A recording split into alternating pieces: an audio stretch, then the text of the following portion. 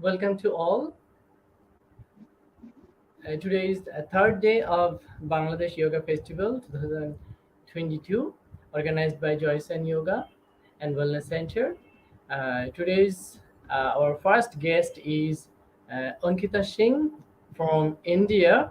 Now I will invite to come here. Namaskar Didi, how are you? I am good. I am good. Thanks a lot for inviting me. Thank you.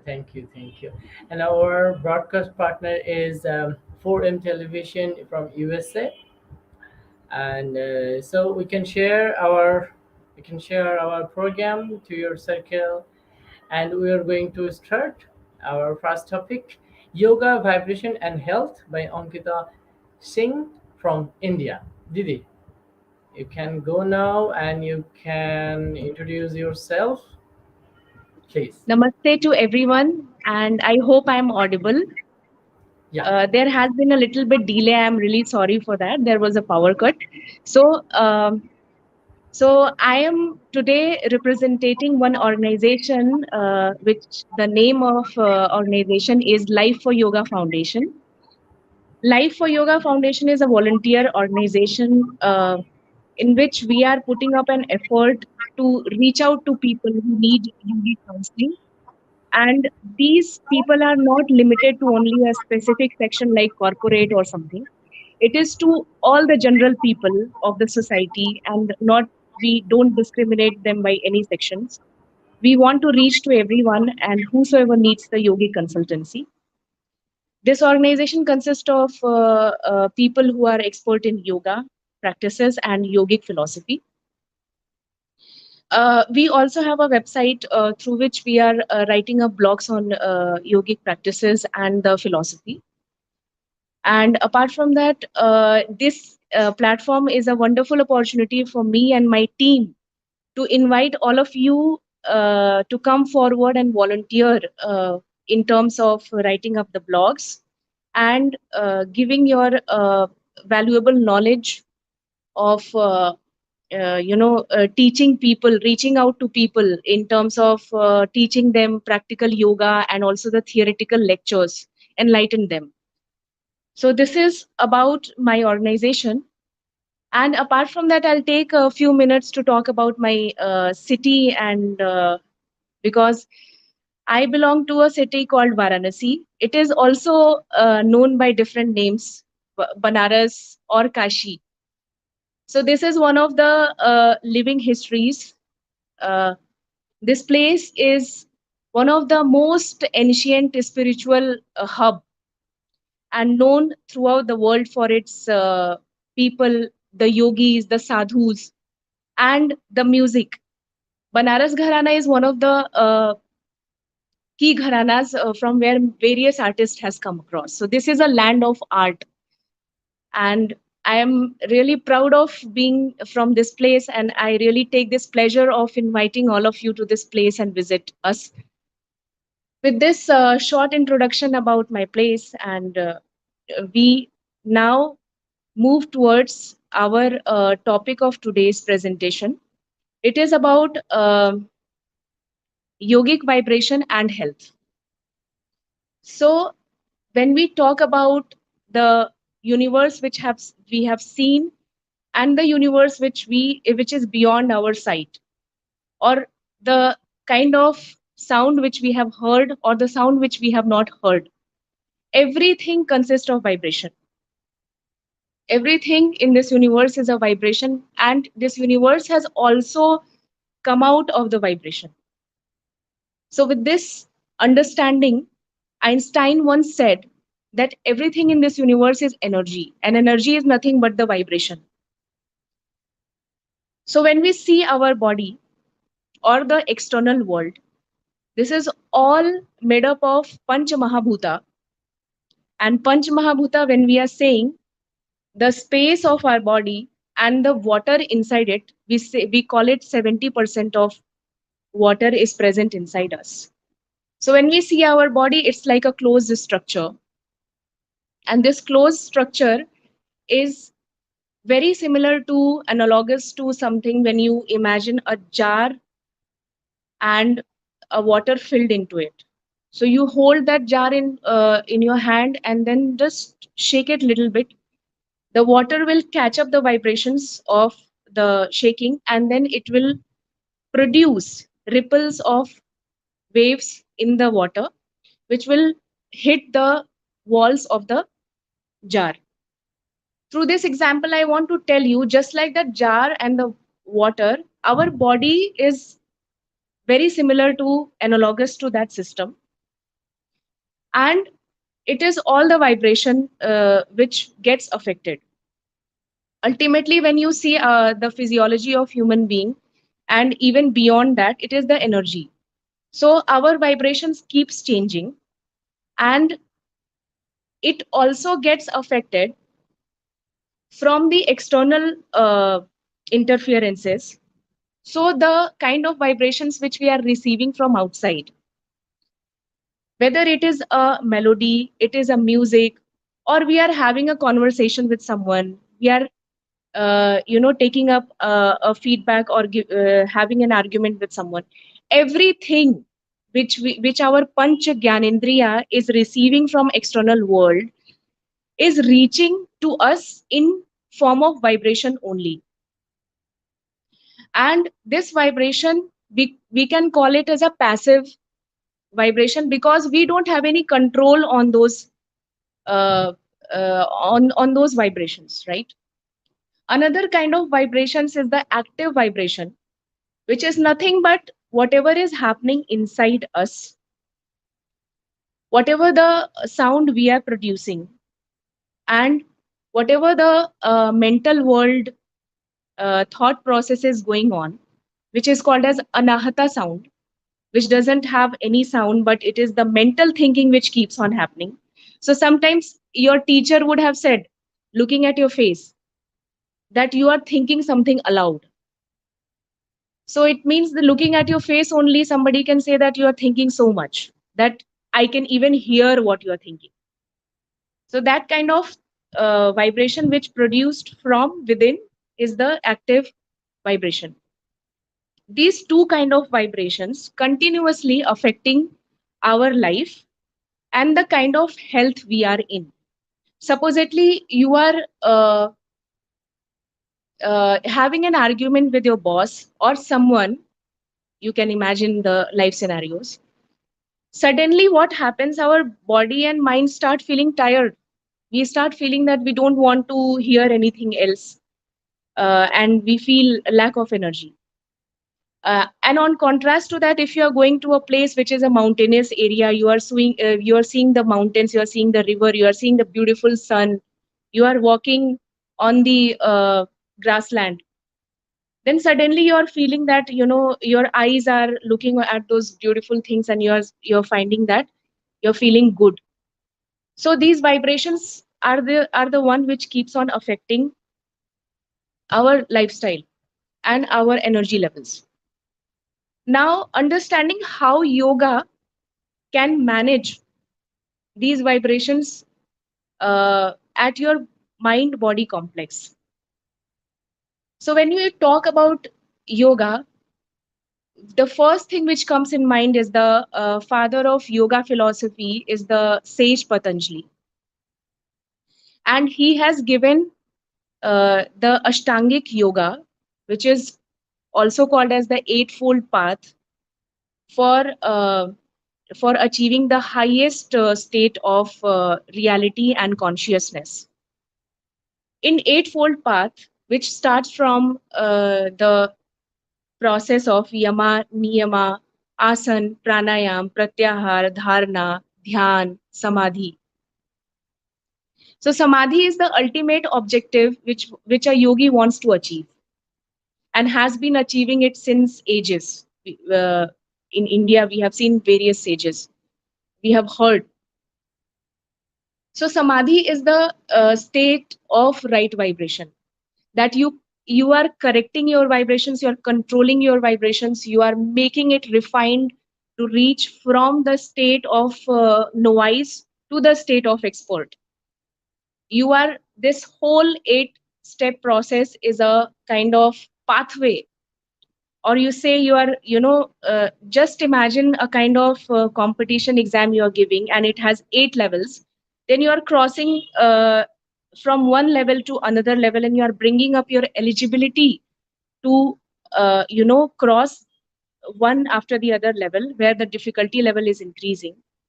So just like that, you are these Ashtangic yoga is giving us an opportunity. This yogic pathway is giving us an opportunity through asanas. When we are doing asanas, then we are increasing the vibrations of our body and the mind complex. And then we are doing the pranayam. Slowly we are doing the pratyahar.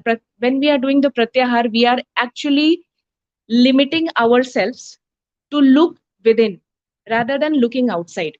And when we say that yoga is not outside, it's looking inside. So slowly it's going inside and creating a controlled vibrations, which we have already discussed, that active vibration is the one which has to be come, which has to be controlled, which has to come from within, because we don't have any control over the passive vibrations which we are facing from the external world. So yoga is to enhance and activate that active vibrations in a much and much deeper way each day with practice. This is what will happen. So now, when we have already understood this whole body mind system as a closed instrument, we can see this instrument as something like a musical instrument.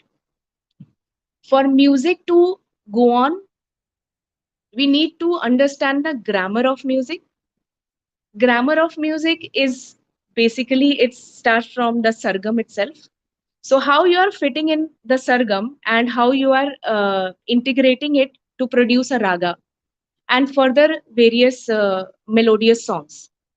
Just like that, yogic practices have a grammar which has to be used to make yourself into a better condition of health and harmony. So this yogic grammar is nothing but a uh, balance of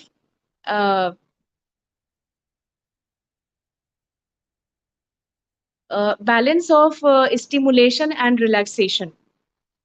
Now you will tell me that you might ask that what are the things which comes under stimulation. So if you see your daily life, you will identify that how you have been since the morning you are getting up, you are having your active schedule of going for running, going for somebody is going for marathon, somebody is going for swimming, somebody is going for playing, and after that they are getting engaged on the external world, doing businesses, doing practices. So in that process, what is happening in our body continuously, our sympathetic nervous system is very much active in terms of the science language I'm telling. And when we talk in terms of Hatha Yoga Pradipika, we would say that Hatha Yoga is nothing but it is a balance between the Chandra Nadi and Surya Nadi. Or we say in a medical terms, more concrete form, we say that it is yoga teaches us to create a balance between sympathetic nervous system and parasympathetic nervous system. That's how we realize that as the stimulation is important for the body to increase the pranic flow in the body and to remove the adhi, to remove the vyadhi in the body, just like that, relaxation is also very much important.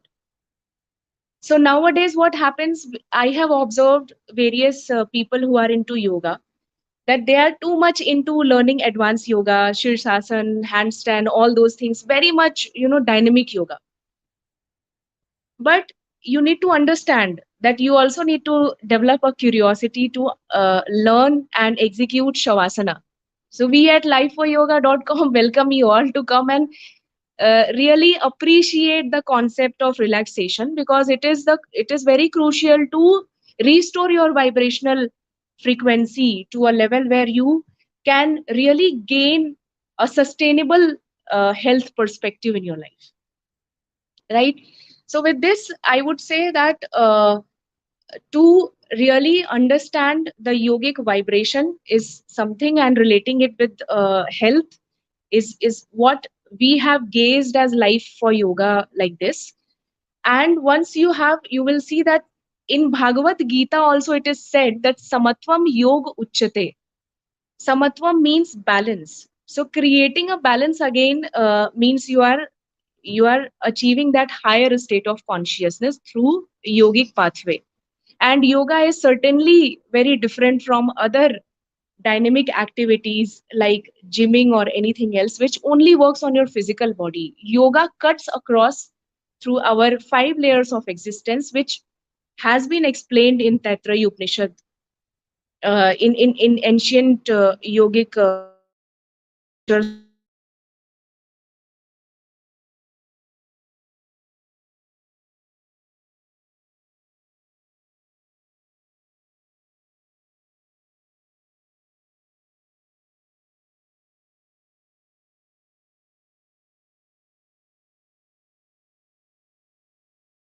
in that case overall you will be having a control over your vibrations, and that's how you will be able to create a melodious rhythmic lifestyle.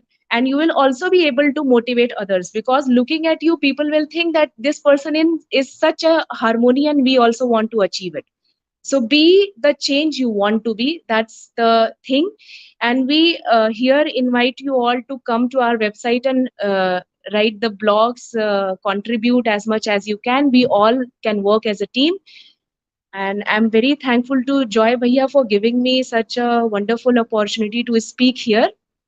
And I would invite all of you to come, and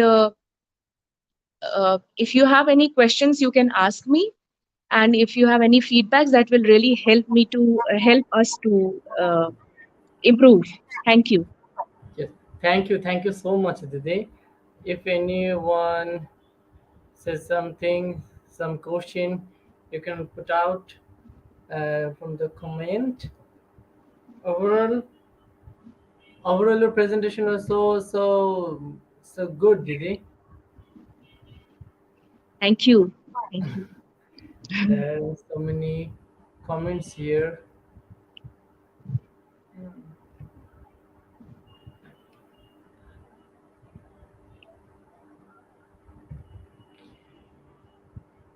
You can carry on more Yeah, 5 minutes because our next yeah.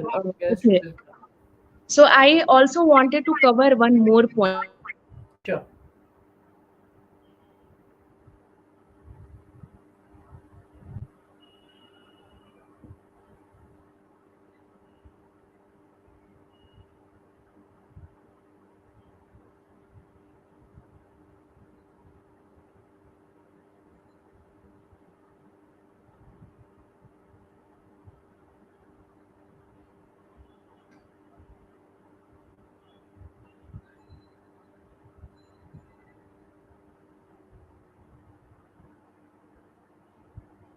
So yeah, the network lag was there.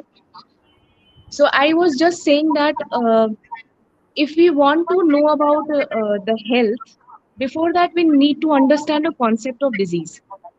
So this concept of disease, if we understand in terms of modern medicine, then it is a very organ specific or organ system specific thing or phenomenon happens in the physical body. So for take an example, if it is diabetes, then a surgeon or a diabetic expert will say that you are having a problem in your pancreas. Your beta cells are not working, and if your beta cells are even producing enough insulin, it is not able to penetrate your cells, and your blood glucose level is not able to recover. But uniquely, if you see the concept of disease in as per the Indian scripture, and that to be very specifically from Yog Vasisht, we tend to realize that uh, sage Vasisht has very clearly defined the concept of disease to Sri Ram, saying that it is Adija Vyadhi. So disease is Adija Vyadhi. Adija Vyadhi is Adi is the mental problem or the mental stress or the depression or anxiety. Ja means joy, happiness, and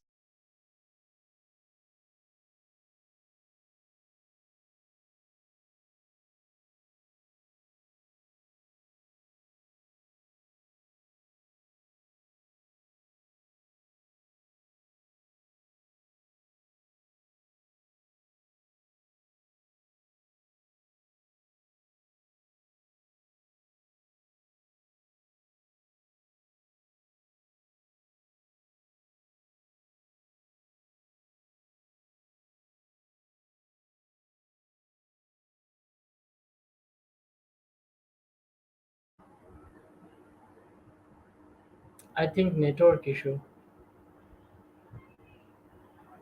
maybe. হ্যাঁ, একটু দিদির ওখানে আসলে current চলে যাচ্ছে বারবার। কিছুক্ষণ আগেও কথা হলো, মানে একটু ঢোকার সময় একটু অসুবিধা হচ্ছিল।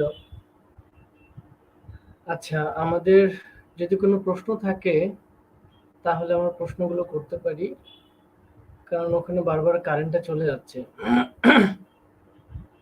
দিদি কিছুক্ষণ আগেও বললো যে দাদা আমাদের এখানে কারেন্ট ছিল না, ইলেকট্রিসিটি চলে গেছিল, তো এখনো আবারও হয়তোবা তাই হচ্ছে।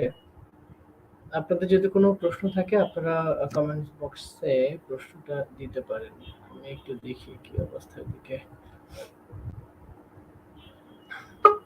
এই তো চলে এসছে আবার।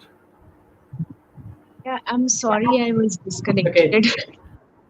It's okay, Yeah. It's okay. So It's carry, please so carry. yeah, just wanted to say that the concept of disease has to be known to us in terms of the Indian scripture, which is Adhija Vyadhi, which I have explained that Adhi is the mental stress which we take nowadays because of the strenuous lifestyle, and Vyadhi is the problems which we are facing at our physical body level.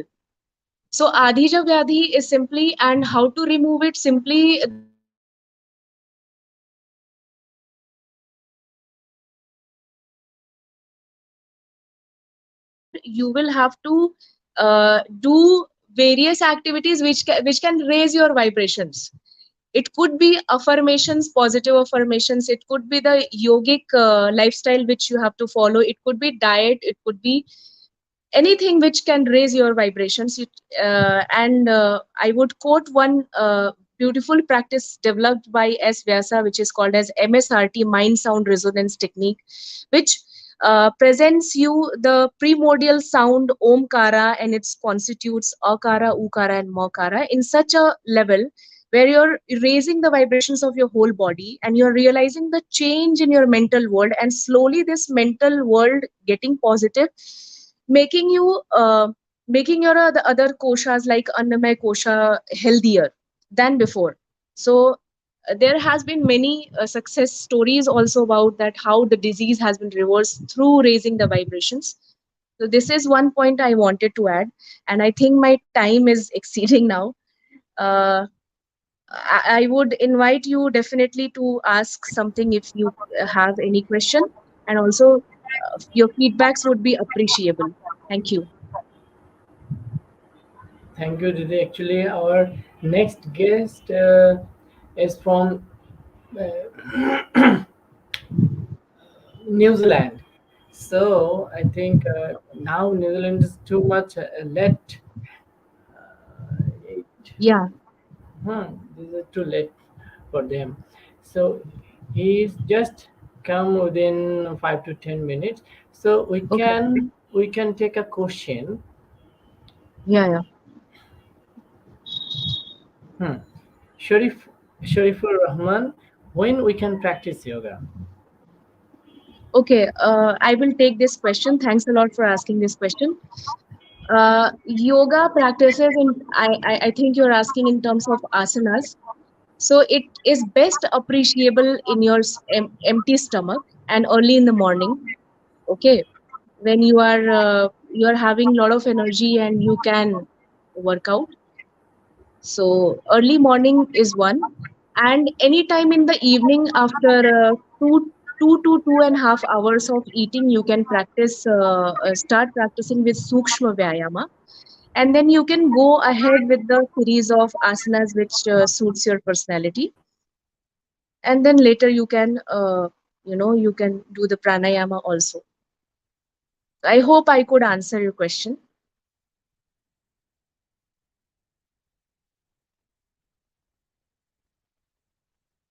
And also the place of practice and the dress of practice, all these things also matter along with the practice of yoga.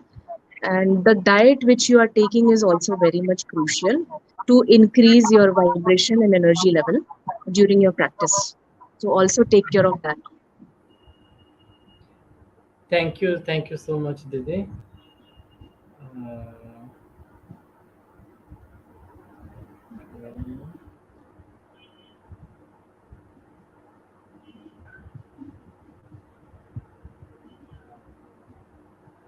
our next guest, maybe he, just he will join maybe after 5 minutes. Okay, So okay. you can talk more important thing if you want. Didi, you can explain again or again another topic because you will go through thoroughly the yoga scripture, yoga philosophy, and this is very very important for us. Those who are practicing in yoga.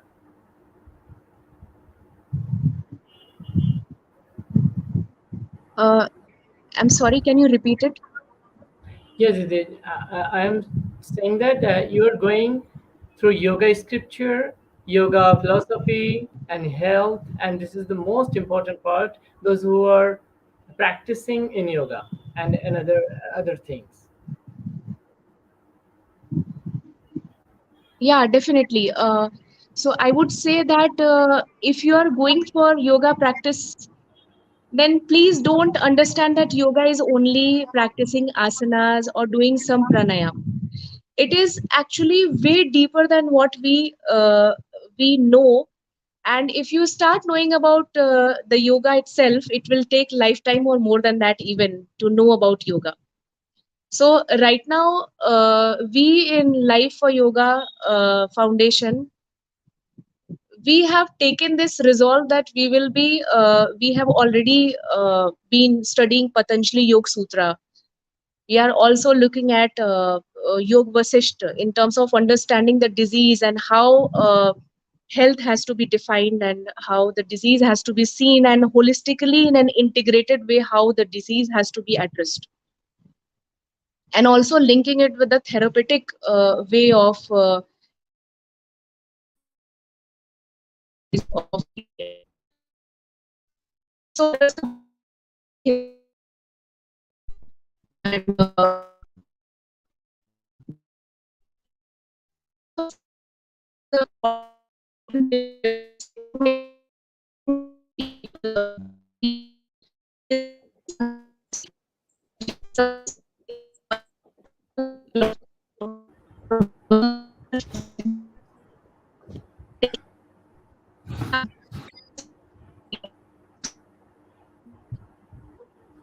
Hello, Didi.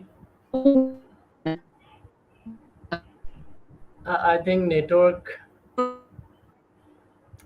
is hello, Didi. Ankita Didi. Oh, oh.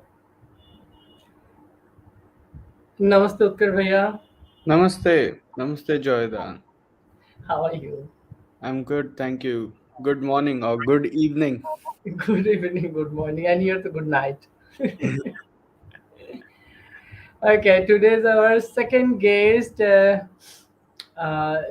Utkarsh Sanjanwala from New Zealand, and he is a master of yoga, and his topic is transformational yoga. So I'm very thankful to come here, Utkarsh bhaiya. Our yoga festival. This is our third day. So over to you. You can introduce yourself and you can carry on your topic. Just a minute. We're going to again Ankita Day.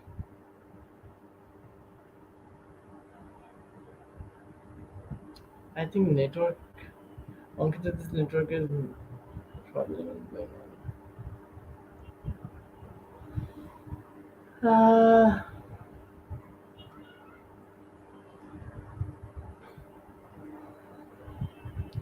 okay, Utkarsh, you can carry on because Okay. the network is problem is very. Okay, please, All right. please carry Utkarsh. Okay. Namaste, everyone. Thank you for inviting me to the Bangladesh Yoga Festival.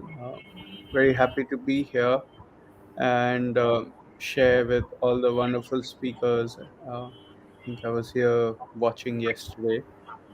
It's a lovely program and it's a great endeavor. This is a very good promotion for yoga itself and to get people engaged with yoga and meditation. Often people think yoga and meditation are separate, but they're actually the one and the same thing.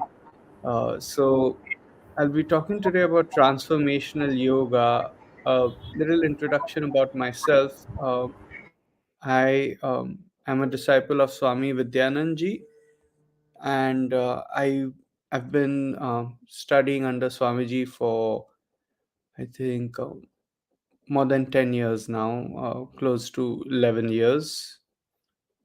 Yeah, close to 11 years now with Swamiji.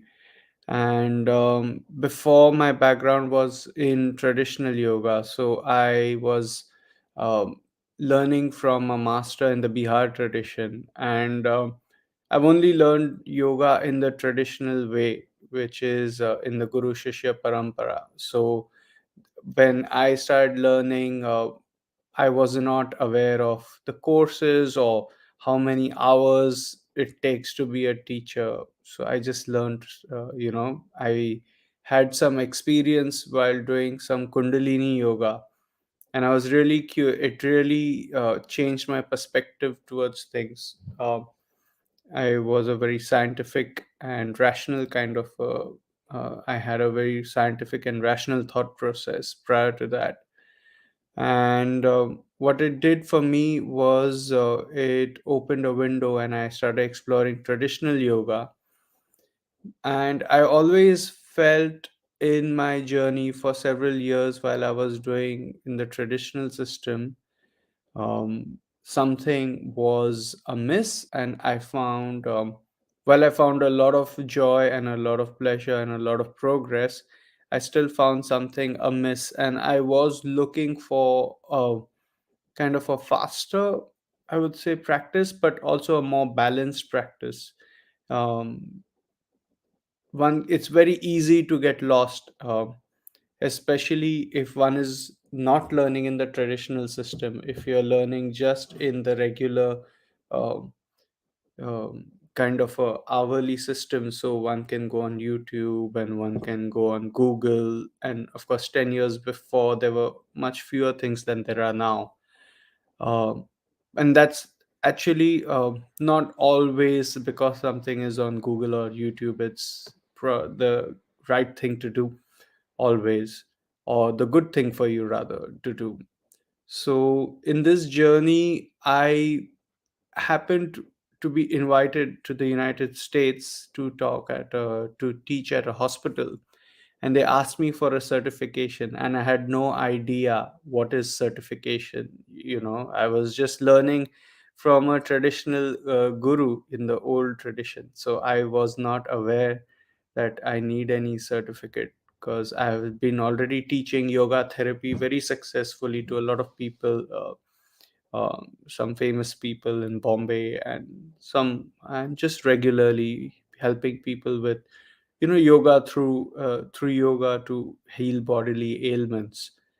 But my purpose in yoga was deeper. My purpose to join yoga or to explore yoga in general was to understand who I am, why am I here, what is my purpose, and is there something beyond this ordinary existence, and if there is, can I communicate with that source, and can I know that source?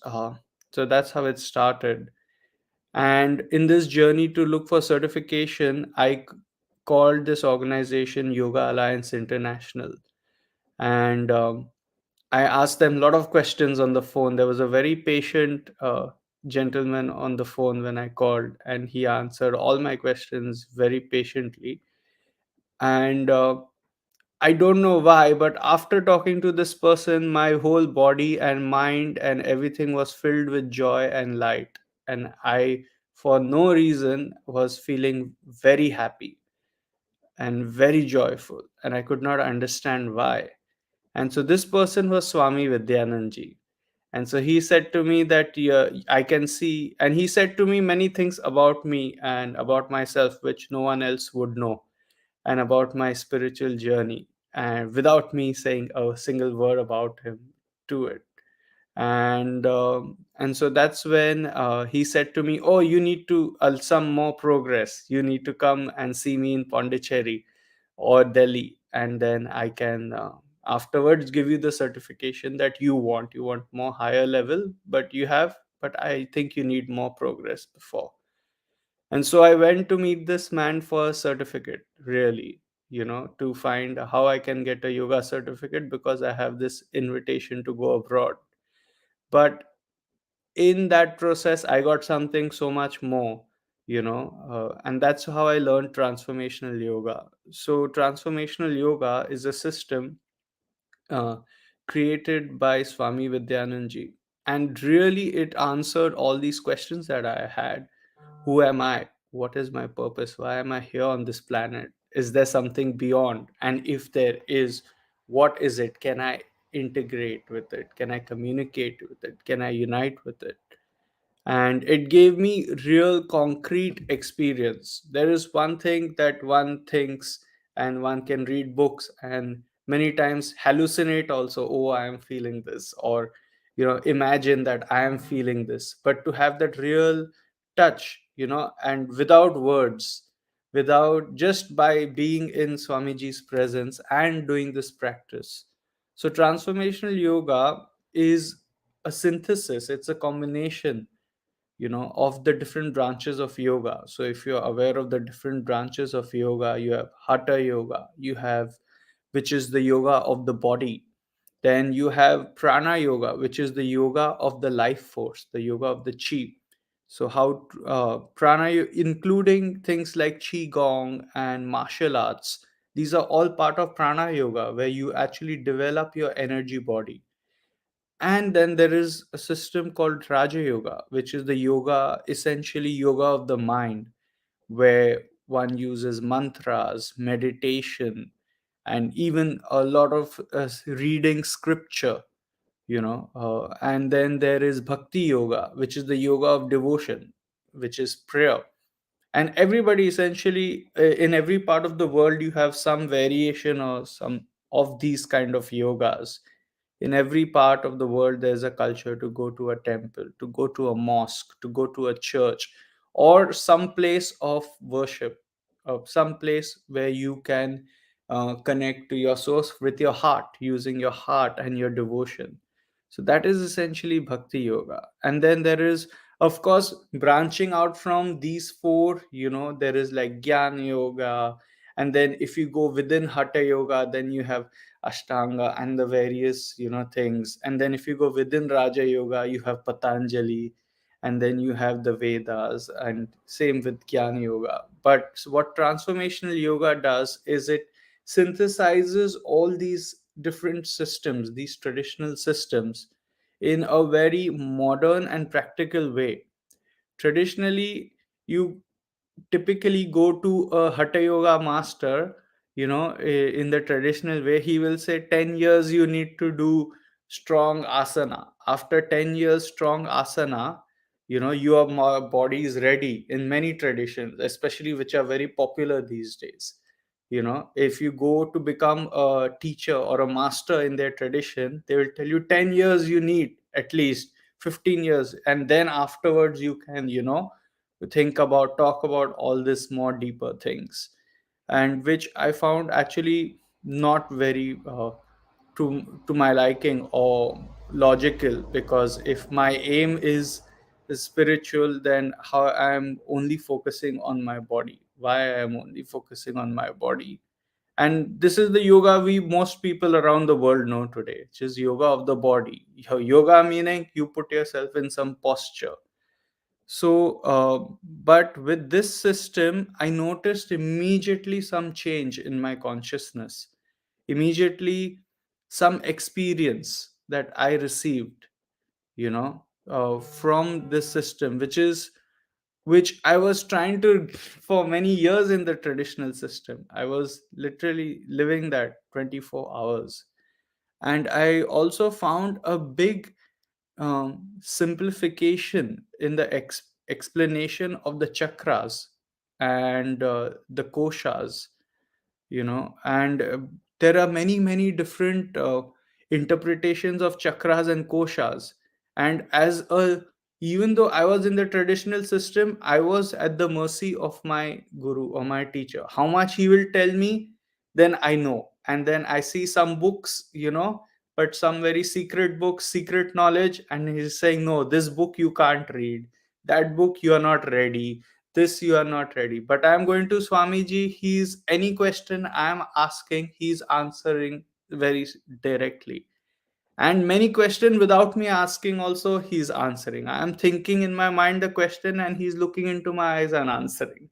So this kind of experience, and many times he's telling me, I'm asking the question and he's saying, oh, answer is coming. And I'm thinking, when is it coming, and then 5 days later, 6 days later, something very strongly happens. I'm like, oh, this is what he was talking about.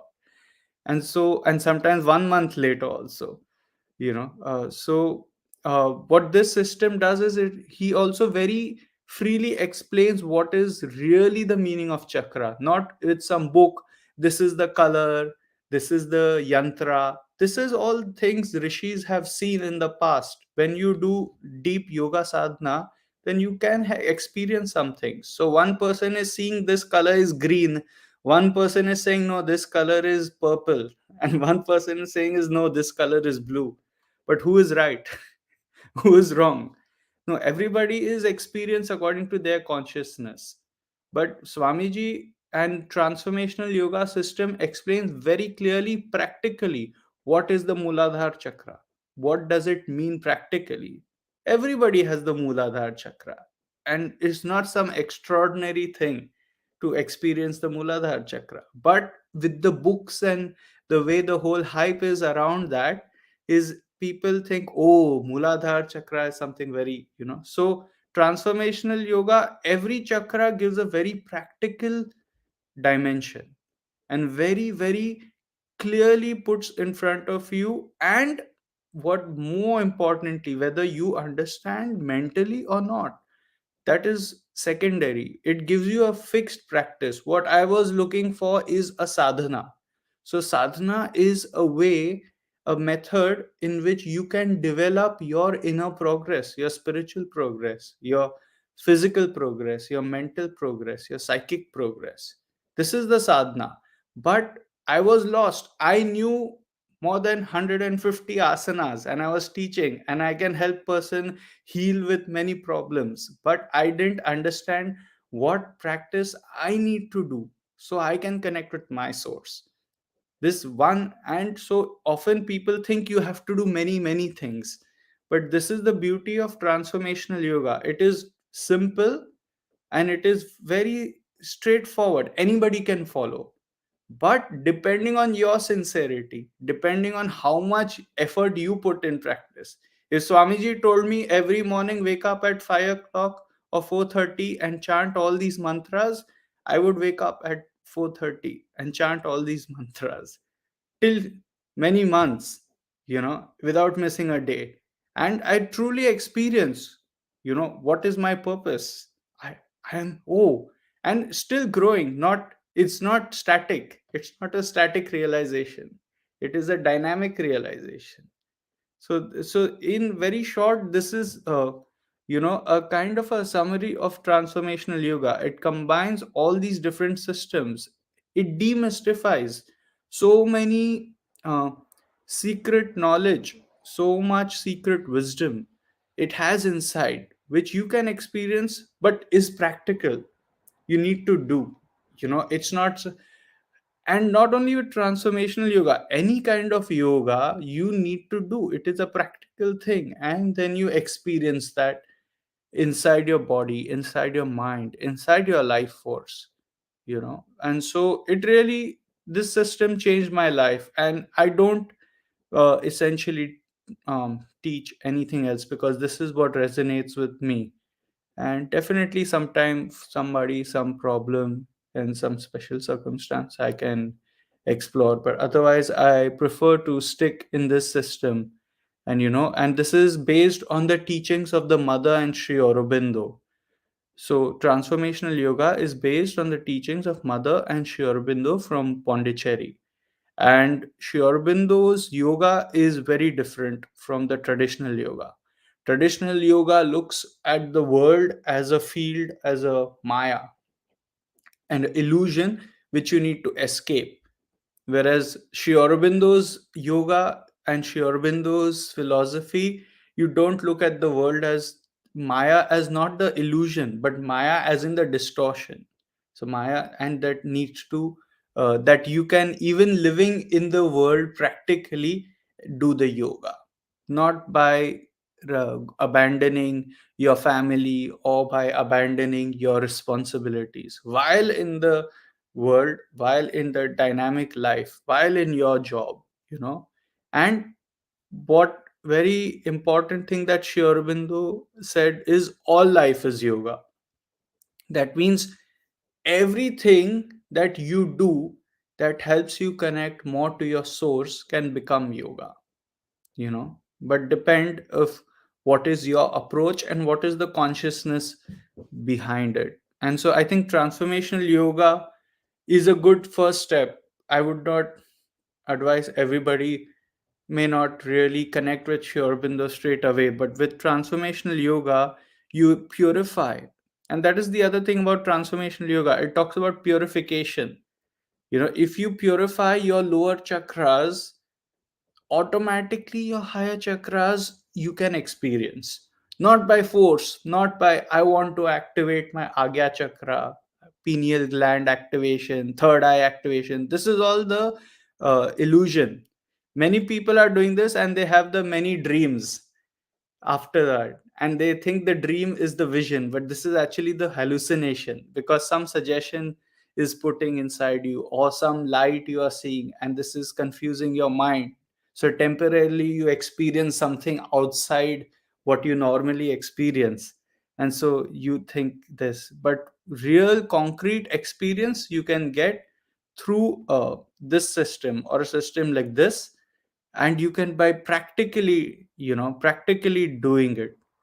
So this is in very brief, what is transformational yoga. And I think with this purification, of your outer bodies, of your physical body, of your muladhar, of your manipur, of your swadhisthana, of your heart chakra, you can definitely automatically open the gate. The energy inside you, kundalini energy is waiting inside you to express. But if this is if there the door is closed, or if there is too much in front of the door, how the energy can express? Yeah. So if you give the purification around, automatically you can experience your higher chakra, automatically experience your, what Swamiji calls, or what Sri Aurobindo calls, your true nature, your para nature, your higher self. Yeah. And this is very practical system, is for person in the everyday life, is not saying you need to do this diet, you need to wake up this time, you need to sleep this time. This is the modern life. Before 5000 years before, the yoga is different from today. 5000 years before, 10,000 years before, there is no electricity after sunrise, after sunset, sorry. And so you need to sleep, so body is automatically in the circadian rhythm. You don't need to put your body in the circadian rhythm. The human eye cells are different. There's not, so because you are sleeping every time the sun is going, and before, outside is the animals. You can't venture too much, but today 24/7, if you want, you can work. But if you have the energy and capacity, then only. So this is why you this is why you need the purification, and this is why transformational yoga is different. Many people is going only 5000 years before what is the master saying, but 5000 years before master body is different. 5000 year before social circumstances different. 5000 year before you cannot jump from one continent to other in 2 hours. Not possible. But today human being is different. Today, any 5000 years before, I need to remember if my master is saying something, I need to use my memory. But today I don't need my memory. I have this device and it can tell me anytime any information. So I don't need just my mind to give me information. So I can use my other faculties. So this is why purification is important, and this is the biggest relevance of transformational yoga. And the beauty and simplicity is that it is very simple and it is non-religious. It has no connection to religion. Definitely some religions have in all yoga, some have taken something or the other, but the yoga is the source of the religion. Yeah. So yeah, I think yeah, I can keep on talking. I think you'll have to ask me to stop, really. No, no, no. Actually, there are electricity gone, and our next guest already here. So, Okay. Kirvaya, it was a nice discussion and nice topic. One thing is, how can join your or our transformational yoga teacher training course, please Okay, so tell about. definitely, thank you, Joyda. That's a very important thing I forgot to talk about. This is Joyda has been running with Swamiji, with Swami Vidyanandji, the very first transformational yoga course in Bangladesh. So congratulations on just finishing that, Joyda. And so you can, I think all our friends in Bangladesh and the rest of the world can join these courses. Joyda runs classes, so you can join one of those classes to experience the practice. Or I think we have a course coming up in October uh, for um, for those who want to be teachers, and for those of our friends who have already completed teachers and want to go to the 500 level. I think something will be coming up in the future, so they're most welcome to join. Thank you so much, Utkarsh Bhaiya. Our and we were conducting and going to our next transformational yoga teacher training course very shortly. So thank you again. Thank you so much for come here and join us. Join our yoga festival. Thank you, Kirvya. See you again. Thank you. Namaste. Thank Namaste. you. Namaste. Namaste, Kirvya. Thank you. And our last guest is Dr. Sumit Sur from Kolkata, uh, BAMS. দাদার টপিকটা hmm relation between yoga and Ayurveda. Sumit আমাদের কলকাতা থেকে। দাদা তুমি দাদা আমার কথা শুনছো? সুমিত দা, নমস্কার। নমস্কার দাদা, শোনা যাচ্ছে কথা?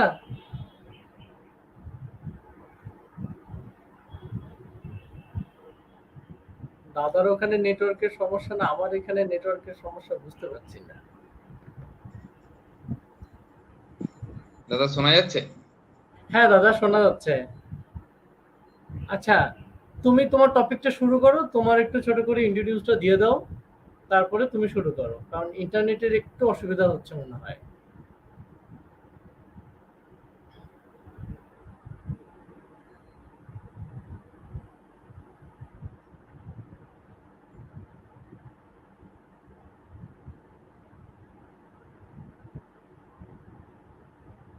দাদা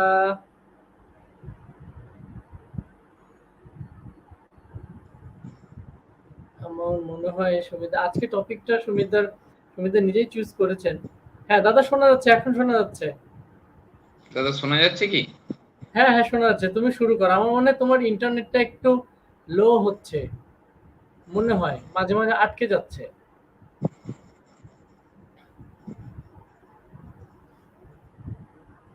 তুমি বলো দাদা, শোনা যাচ্ছে। আমাদের উজ্জ্বল দা কমেন্টস করেছেন স্বাস্থ্য নিরাপত্তার শক্ত ভিত্তি, মানে সম্ভবত দাদা আমি আমাদের এই বোধহয় শুনতে topic-টা। পাচ্ছি না, আমি আরেকবার নিচ্ছি। আচ্ছা, তুমি বেরিয়ে আরেকবার ঢুকে পড়ো। আচ্ছা, আমাদের আজকের টপিক হচ্ছে আয়ুর্বেদার সাথে যোগের যে সম্পর্ক, সেইটা নিয়ে দাদা বলবেন। দাদা আজকের এই যে বিশেষ করে এই পার্টের টপিকটা আপনারা কেউ মিস করেন না, কারণ এই সময় এই অংশটুকুতে দাদা বলবে যে আমাদের যে যোগ জীবনে যতটা দরকার তার ঠিক, মানে এটা তুলনা ঠিক না। আয়ুর্বেদিকের কাজ অনেক অংশে আছে। আয়ুর্বেদিকের জিনিসগুলো যদি আমরা একটু বুঝে উঠতে পারি, মেনে চলতে পারি, তাহলে আমাদের অনেক অসুখ বিসুখ গুলো অনেকাংশে কমে যাবে। দাদার আসতে সমস্যা হচ্ছে সম্ভবত ইন্টারনেটের কারণে। তো আয়ুর্বেদিকের যে পার্টটা আমরা কথা বলবো সেটা হচ্ছে আয়ুর্বেদিকের মোটামুটি একটা ধারণা আমরা পাবো যে অসুখ কোন অসুখে দাদা শোনা আমরা। যাচ্ছে? একদম দাদা পরিষ্কার। আর আর দাদা এবার তুমি শুরু করে দাও। প্রথমে প্রথমেই প্রথমে আমি ক্ষমা প্রার্থী প্রত্যেকের কাছে, আমাদের যে দর্শকরা আছেন, কারণ কিছু টেকনিক্যাল কারণে জুড়তে দেরি হয়ে গেল অনেকটাই। প্রথম আজকের যে যে টপিকসটা একটু অন্যরকম। আমরা সদ্য পেরিয়ে এসেছি অষ্টম আন্তর্জাতিক যোগা দিবস। প্রত্যেকের প্রথমেই যারা ক্যামেরার ওপারে রয়েছেন এবং তাদের মাধ্যমে তাদের প্রতিটি পরিবারের কাছেই প্রত্যেককে নিরোগ ও সুস্থ জীবন কামনা করেই আজকের আমাদের এই অনুষ্ঠান। যতদূর আমি আহ কুশলদার থেকে খবর পেয়েছি, এই অনুষ্ঠান একযোগে প্রচারিত হচ্ছে আমেরিকার একটি টিভি চ্যানেল এবং বাংলাদেশ থেকেও থ্রু সোশ্যাল মিডিয়া চ্যানেল মাধ্যমে। দীর্ঘদিন থেকে আমি বিষয়টার মধ্যে যুক্ত থাকার কারণেই এবং আয়ুর্বেদের একজন ছাত্র হওয়ার কারণে, কারণ কোনোদিনই চিকিৎসকরা চিরকাল ছাত্রই থাকতেই পছন্দ করে, সেজন্য এই এই এতে 14 বছর প্রায় পেরিয়ে যাওয়ার পরে আমি নিজেকে এখনো সবসময় মনে করি যে সবসময় ছাত্র, যতদিন বাঁচবো আয়ুর্বেদের ছাত্র হয়েই বাঁচতে চাই। তার একটাই কারণ, প্রতিদিন প্রতিটা পেশেন্ট আমাদেরকে কিছু না কিছু শিখিয়ে যায়। যে শাস্ত্রকাররা 5,000 বছর আগে বৈদিক শাস্ত্র রচনা যেমন করেছেন, তেমনি তার সাথে সাথে বর্তমান সময়ে সেই শাস্ত্রের সঙ্গে সেই বর্তমান রোগ পরিস্থিতি, রোগের লক্ষণ, রোগের ওষুধ, কোন পরিস্থিতিতে কাজ করছে, কোন পরিস্থিতিতে কাজ করছে না, কোন পরিস্থিতিতে কি দেখা যায়, সেই নিয়েই আমাদের নিরন্তর চর্চা, নিরন্তর আলোচনা চলতে থাকে। আজকের বিষয়ে আসি। আজকের বিষয় যে এই যে আমরা যোগ দিবস পেরিয়ে গেলাম, এই যে যোগা নিয়ে আমাদের কাছে এত চর্চার কেন্দ্রবিন্দু হয়ে উঠেছে বিগত 8 বছর, এই যোগার সাথে আয়ুর্বেদ বিষয়টা কি খুব অঙ্গাঙ্গিক ভাবে জড়িত? বিষয়টা কি আমাদের মধ্যে এমন কোনো কি যোগসূত্র রয়েছে যে একজন যোগাভ্যাস যিনি করছেন তাকে আয়ুর্বেদের পন্থা মানতেই হবে, বা যিনি আয়ুর্বেদের যে নিয়ম কানুন আছে সেগুলো মানছেন তাকে যোগাভ্যাস করতেই হবে? এমন ধরনের বহু ধরনের প্রশ্নের সম্মুখীন আমরা চিকিৎসকেরাও প্রতিনিয়ত হই। যখন রুগী আমাদের সামনে থাকেন, তারাও আমাদের কাছে নানান ধরনের প্রশ্ন করতে থাকেন এই বিষয়ে। তো এক এক করে আমি যদি প্রথমে কিছু তাত্ত্বিক বিষয়ে যদি আলোচনা করি, তারপর আমি বাস্তব কি ঘটনা ঘটে, কয়েকটি ঘটনা, কয়েকটি রুগীর ঘটনা নিয়ে আমি বলবো, তখন বিষয়টার মধ্যে আরো গভীরে আলোচনা করব। আগামী আধ ঘন্টা আপনাদের সঙ্গে এভাবেই আমি কাটাবো। প্রথমে যে তাত্ত্বিক বিষয়ে আলোচনা করতেই হয় যে যোগ এবং আয়ুর্বেদের মূল উদ্দেশ্য কি। যোগ এবং আয়ুর্বেদের মূল লক্ষ্য একমাত্রই মোক্ষ প্রাপ্তি। যোগেও বলা আছে এবং আয়ুর্বেদেও বলা আছে। আয়ুর্বেদের ক্ষেত্রে কি বলা আছে না, ধর্ম অর্থ কাম মোক্ষ আরোগ্য মূলমুত্তমম, সেই মোক্ষ লাভের কথা বলা আছে। আবার এই ধর্ম যেখানে বলা আছে যে একজনের যদি আলটিমেট লক্ষ্য মোক্ষ প্রাপ্তি হয়, সেই ধর্ম আবার চিকিৎসকদের ক্ষেত্রে বিভিন্ন ভাবে একজন চিকিৎসকের ক্ষেত্রে বলা আছে যে তিনি চিকিৎসা, যখন একজন চিকিৎসক সেই অবস্থায় তিনি কখনো সেখানে আয়ুর্বেদ হিতোপদেশে একটি শ্লোকে বলা হচ্ছে যে ক্বচিদ অর্থ, ক্বচিদ ধর্ম, ক্বচিদ মৈত্রী, ক্বচিদ যশ। একজন কর্মভ্যাস ও ক্বচিদ চেতি, চিকিৎসা নাস্তি নিষ্ফলা। অর্থাৎ একজন চিকিৎসক তিনি কখনো ধর্ম করবেন, তিনি কখনো অর্থ রোজগার করবেন, কখনো তার প্রতিপত্তি থাকবে, কখনো তার মধ্যে বন্ধুত্বের কারোর সাথে সমন্বয় গড়ে উঠবে। অবশ্যই সেটা রোগী পরিবারের সাথেও একটা চিকিৎসকের প্রতিনিয়ত বন্ধুত্বপূর্ণ সহাবস্থান না থাকলে চিকিৎসা জীবনেই তার বৃথা হয়ে দাঁড়ায়। দ্বিতীয়ত যেটা দাঁড়াচ্ছে যে অর্থ অর্থ তো অলরেডি আমি বললাম যে অর্থ থাকবে। সেটা দেখুন, একটা সমাজে তার বাঁচার জন্য প্রয়োজনীয় আজকে অর্থই এক প্রকার অনর্থের মূল হয়ে দাঁড়াচ্ছে। কখনো তার প্রয়োজনীয়, সে তার প্রয়োজনের বাইরে, কখনো তার অপ্রয়োজনীয়। এই অর্থের লিপ্সাতে কোনো মানুষকে মোহগ্রস্ত করে ফেলছে। এটাও একটা একটা ব্যাধি এক প্রকার। এটাও তার সচেতন মনো কোনো এক সময় সচেতন অবস্থায় বা অবচেতন অবস্থায় অন্যদিকে বয়ে যাচ্ছে। সেখান থেকে ফিরিয়ে আনার জন্যই ওই যে প্রথমেই শুরু করলাম মোক্ষ প্রাপ্তি, তার জন্যই যোগাভ্যাস প্রয়োজন। ঠিক এইখানেই আয়ুর্বেদের সাথে যোগার একটি বড় সম্পর্ক। আবার যদি আমি শরীরতত্ত্বের কথা বিচার করি, সেই শরীরতত্ত্বের কথা বিচার করতে গেলে শরীরতত্ত্ব যোগ এতে কি বলা আছে না, আয়ুর্বেদে কি বলা আছে না, শরীরেন্দ্রিয় সত্ত্ব আত্মা সংযোগধারী জীবিতম। আমাদের এই আয়ুর্বেদ মতে এই শরীর ত্রিদোষ সিদ্ধান্তের উপর নির্ভরশীল। এই ত্রিদোষ সিদ্ধান্ত আবার দোষ ধাতু মল মূলহি শরীরম। সেখানে কি বলা আছে না, এই শরীরের মধ্যে একটি হচ্ছে শরীর দোষ আর একটি মানস দোষ। শরীর দোষের চিকিৎসা যেমন তার ঔষধ, অন্ন, আহার এইসব মাধ্যমে বেশি করে তার উদ্দেশ্য এবং তার কার্যপ্রণালী বলা আছে, কিন্তু মানস দোষের চিকিৎসার জন্য যোগাভ্যাস একান্তই প্রয়োজন। তেমনি আবার বলা আছে কি কি বললাম যে শরীর ইন্দ্রিয় সত্মা আত্মা সংযোগধারী জীবিতম। সেখানে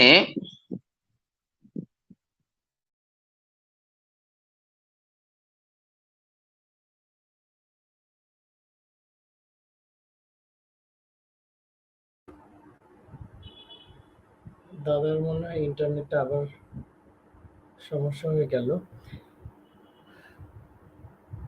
আপনারা যারা আজকে দেখছেন, বিশেষ করে এই পর্বটা আপনারা নোট করে রাখতে পারেন, কারণ দাদার কাছে আমি যখনই কোনো এতগুলি বিষয় নিয়ে... বিষয় নিয়েই হ্যাঁ দাদা, বলো বলো, শোনা যাচ্ছিল না। এতগুলি এতগুলি বিষয় নিয়েই এতগুলি বিষয় নিয়েই প্রত্যেক ইন্দ্রিয়র সাথে ইন্দ্রিয়র যে সম্পর্ক, পাঁচটি ইন্দ্রিয় আমাদের যে আছে, চক্ষু, কর্ণ, নাসিকা, জিহ্বা, ত্বক, এবং প্রত্যেকের সাথে, প্রত্যেকের কাজের সাথে, প্রত্যেকের সম্পর্কে যে আন্তর্জালের মতো আমাদের শরীরে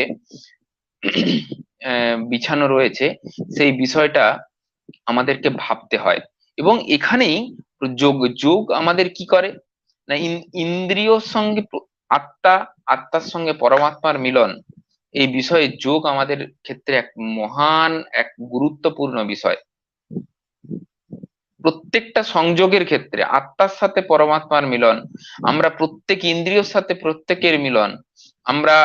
আমরা যখন যোগাভ্যাস যখন বলছি কোনো মানুষকে তার যোগাভ্যাস করতে বলছি, তখন আমরা চ্যান্টিং করি, শুরু করছি কি ওম শব্দ দিয়ে।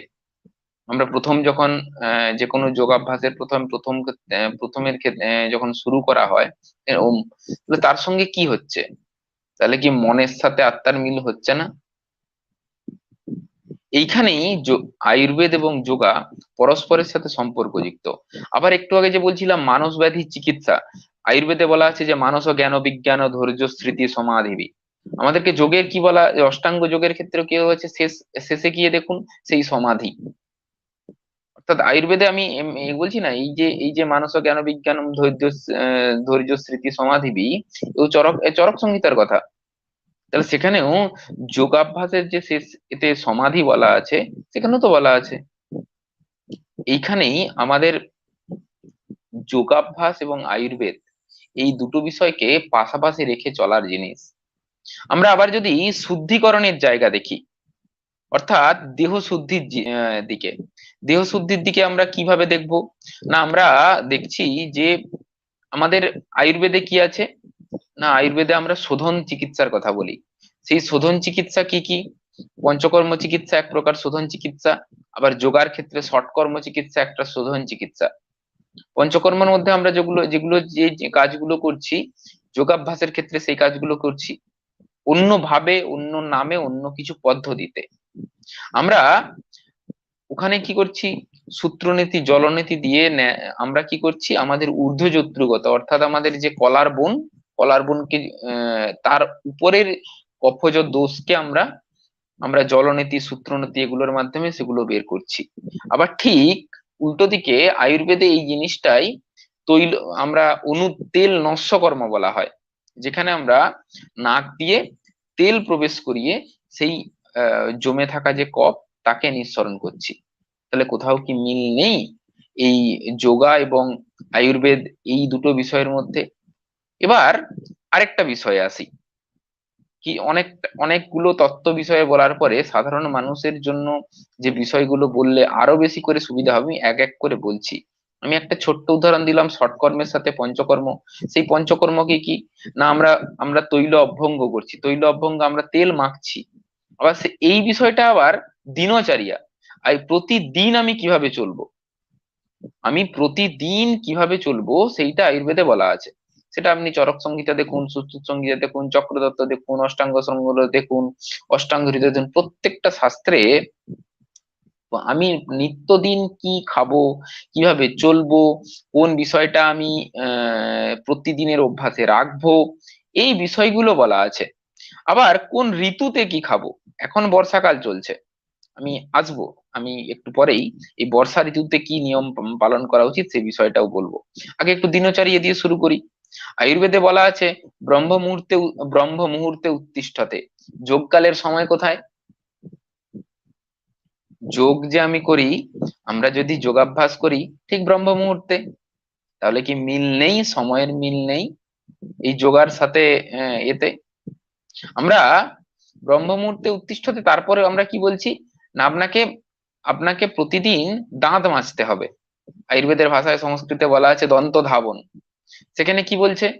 না, যে আমরা যে কোনো ঝাল জাতীয় যদি যে যে জিনিসগুলো হয় বা তেতো যে জিনিসগুলো হয়, আজকের দিনে দাঁড়িয়ে আমি কোম্পানির নাম নিচ্ছি না, বাজারে হার্বাল প্রোডাক্ট নামে যতগুলো গাছের নাম বলা হচ্ছে, যে এইগুলোর মধ্যে হার্বস আছে, খেয়াল করে দেখবেন হয় তেতো, না হলে সেটা কষা, না হলে সেটা ঝাল।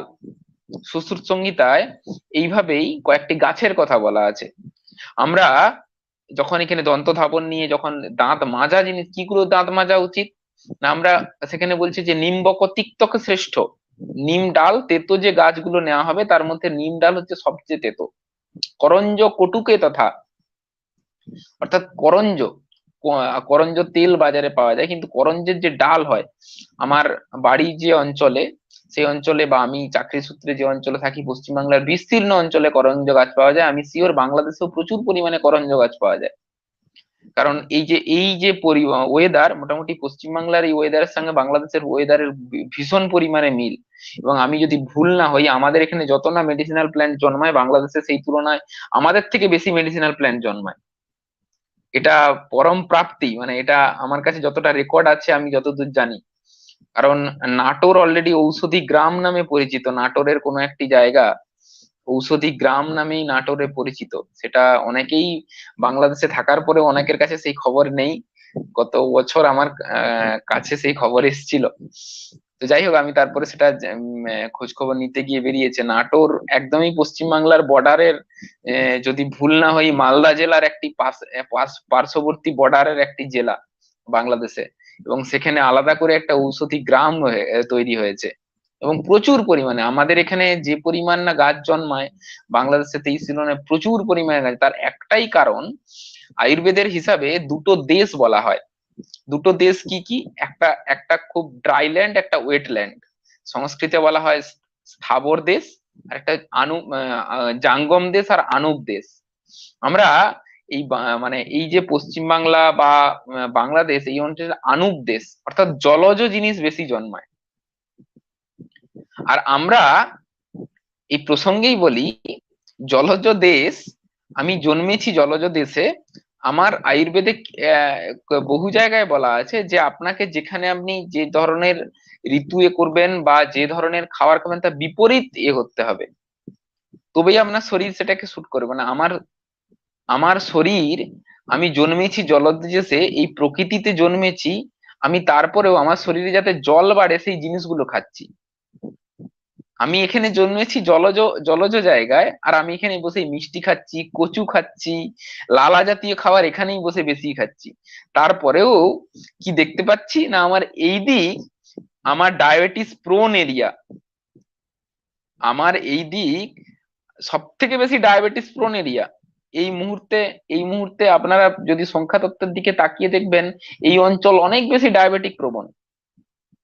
আমরা আনুপ দেশে আছি, তারপরে আমরা মাছ খাচ্ছি, বড় মাছ খাচ্ছি। আমাদের এই অঞ্চলে মাছ জন্মায়, আমাদের এই অঞ্চলে বড় মাছ খুব পরিমাণে জন্মায়, অথচ দেখুন আমরা এখানে বড় মাছ খেয়ে নিচ্ছি। আনুপ দেশে জলজ, জলজ পক্ষী, জলজ মাংসই হচ্ছে খাওয়া বারণ আছে। আনুপ দেশে আমরা যে আছি, আমরা জলজ মাংস তো মাছ বেশি করে খাচ্ছি। তাহলে আমরা তারপরে বলছি আমার এখানে ডায়াবেটিস হবে না। আমি এখানেই দাঁড়িয়ে বেশি পরিমাণে, বেশি বেশি পরিমাণে যত ধরনের আমি বললাম শাক খাচ্ছি, লালা জাতীয়, দেখুন বেগুন খাচ্ছি, পুঁই শাক খাচ্ছি, লালা জাতীয় পাট শাক খাচ্ছি। বাংলাদেশ ইলিশের জন্য বিখ্যাত, প্রচুর পরিমাণে ইলিশের এমন কোনো ভ্যারাইটি নেই বাংলাদেশ থেকে মানুষ শেখে না, যেটা ভালো করে কুশলদা বলতে পারবেন। তাহলে আমরা তারপরেও বলছি আমার ডায়াবেটিস হবে না। আমাদের খাদ্যাভ্যাস মানতে হবে। আমরা যদি মনে করেছি যে না আমাদের ঠিক আছে, সারাদিন খেয়েও যাবো, ওষুধও খেয়ে যাবো, কোনোদিন আমরা সুস্থ থাকতে পারবো না। কোনোদিন আমরা যে দিনচর্যা কেন আমি বলতে শুরু করলাম, আজকে আপনাকে কেউ বললে আপনি নিম ডালে দাঁত মাজুন, আপনি পাবেন হাতের কাছে, আপনার কাছে নিম ডাল আছে, আপনি মাজবেন না। আপনার হাতের কাছে করঞ্জ ডাল আছে, আপনি মাজবেন না। আপনার হাতের কাছে অর্জুনের ডাল আছে, আপনি মাজবেন না। ঠিক সেইগুলো আপনার পাশাপাশি থেকে কালেকশন করে পেস্ট করে আপনার বাড়িতে পয়সা দিয়ে পৌঁছে দিচ্ছে, সেগুলো আপনি মাজছেন। আপনার বাড়িতে নিম গাছ আছে, গ্রামের দিকে যারা, শহরে আমি ছেড়ে দিলাম, প্রপার গ্রামের যারা থাকেন 99% জনের বাড়ির কাছাকাছি নিম গাছ আছে, কিন্তু আমরা নিম ডালে দাঁত মাজছি কই? আমাদের বিষয়গুলো থেকে বদলাতে হবে, আমাদের নিজেদেরকে নিজেদের স্বার্থে বদলাতে হবে। যদি আমি মনে করি যে, আমি আবার একটা প্রসঙ্গে যাই, সেটা হচ্ছে যে এই যে আমি বলছি যে প্রতিদিন, আমি অনেকেই আছেন প্রতিদিন যে স্নানের সময়, আমরা জলজ দেশে শুধু আছি বলে নয়, স্নানের সময় বলা আছে যে আপনাকে তেল মেখে স্নান করা উচিত। আমরা কতজন তেল মাখি এখন? আমরা তেল তেল মেখে স্নান করা উচিত। আমরা কতজন তেল মাখি এখন? দাদা, অভঙ্গ বলুন। দাদা, তেলের ব্যাপারে যে কোন তেলের কি নির্দিষ্ট কোনো তেল আছে যে এই তেল মাখা যাবে না বা এই তেল মাখতে হবে বা গরম করে নিতে হবে বা শীতের সময় মানা, এরকম কি কোনো ব্যাপার আছে? সাধারণত আমরা যে অঞ্চলে আছি, এই অঞ্চল যদি হয়, এই অঞ্চল যদি হয়, তাহলে অবশ্যই সেটা তিল তেল হলে খুব ভালো। কেন তিল তেলকে শ্রেষ্ঠ বাতনাশক বলা আছে। আমাদের শরীরে তেল হচ্ছে বায়ু নাশ করে, তিল তেল হচ্ছে সবচেয়ে শ্রেষ্ঠ। তবে অবশ্যই তেলকে আমাদের দুটো পদ্ধতি আমাদের মেনে চলা উচিত।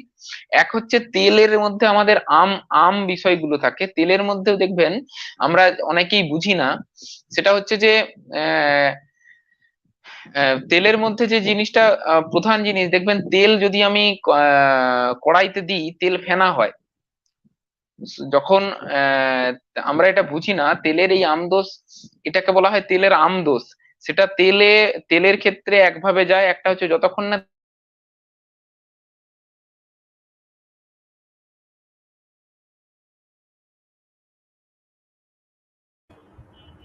সম্ভবত দাদার ইন্টারনেটটা আবার একটু সমস্যা করছে। আপনাদের কোনো প্রশ্ন থাকলে অবশ্যই বলবেন, কারণ দাদাকে পাওয়া বড় মুশকিল। দাদা ইন্ডিয়ার মানে ওয়েস্ট বেঙ্গলের আয়ুষ যে ডিপার্টমেন্টটা আছে, আমাদের মন্ত্রণালয় যেটা আছে, আয়ুষ মন্ত্রণালয়ের আন্ডারে এক একটা করে হসপিটাল থাকে। সেই হসপিটালে দাদা হচ্ছে আয়ুর্বেদিক সেকশনটা দেখেন। তো দাদাকে আসলে খুঁজে পাওয়া বড় মুশকিল। তারপরে আজকে আমরা যেহেতু পেয়েছি, আমরা খুবই ভাগ্যবান। আপনারা আপনাদের যত রকম প্রশ্ন যা শুনেছেন, এগুলোর মধ্যে আপনারা লিখে দিতে পারেন যে কেন, যেন যেমন কেন আমাদের তেল মেখে স্নান করা উচিত। তো এই ধরনের জিনিসগুলো নিয়ে আমরা চাচ্ছি যে হচ্ছে আমাদের আগের অভ্যাসগুলো আবার আমরা ফিরে আসি। যেমন একটা উদাহরণ এখন সবাই আমরা জানি, এবং এটা ফেসবুকে এটাকে খুব বেশি করে অনেক জায়গায় এটা হচ্ছে যে আমার দাদু হয়তোবা 10 মাইল হাঁটতো, আমার বাবা 5 মাইল হাঁটে, আমি হয়তোবা তার থেকে কম হাঁটি, আর আমার পরের প্রজন্ম তো শুয়ে বসে সব কাজ করছে। সেই জায়গা থেকে আমাদের নিজেদেরই অবশ্য আমাদের দুর্বলতার কারণ। তো দাদাকে আজকে পাওয়াতে আপনাদের যত রকম প্রশ্ন আপনারা দাদাকে করেন। দাদা, আরেকটা জিনিস হচ্ছে এর উপকারিতাটা কি? হ্যাঁ, প্রথম কথা হচ্ছে যে যে তেল আমার শরীরে বায়ুনাশ করে, তার জন্য আমাকে তেল প্রথম কি ব্যবহার করা উচিত, যে আমি মাখি আর খাই সেই তেলকে প্রথমে আগে তার আমদোষকে নিরসন করতে হবে। মাখার তেল সবসময় উচিত অল্প সামান্য গরম করে মাখা।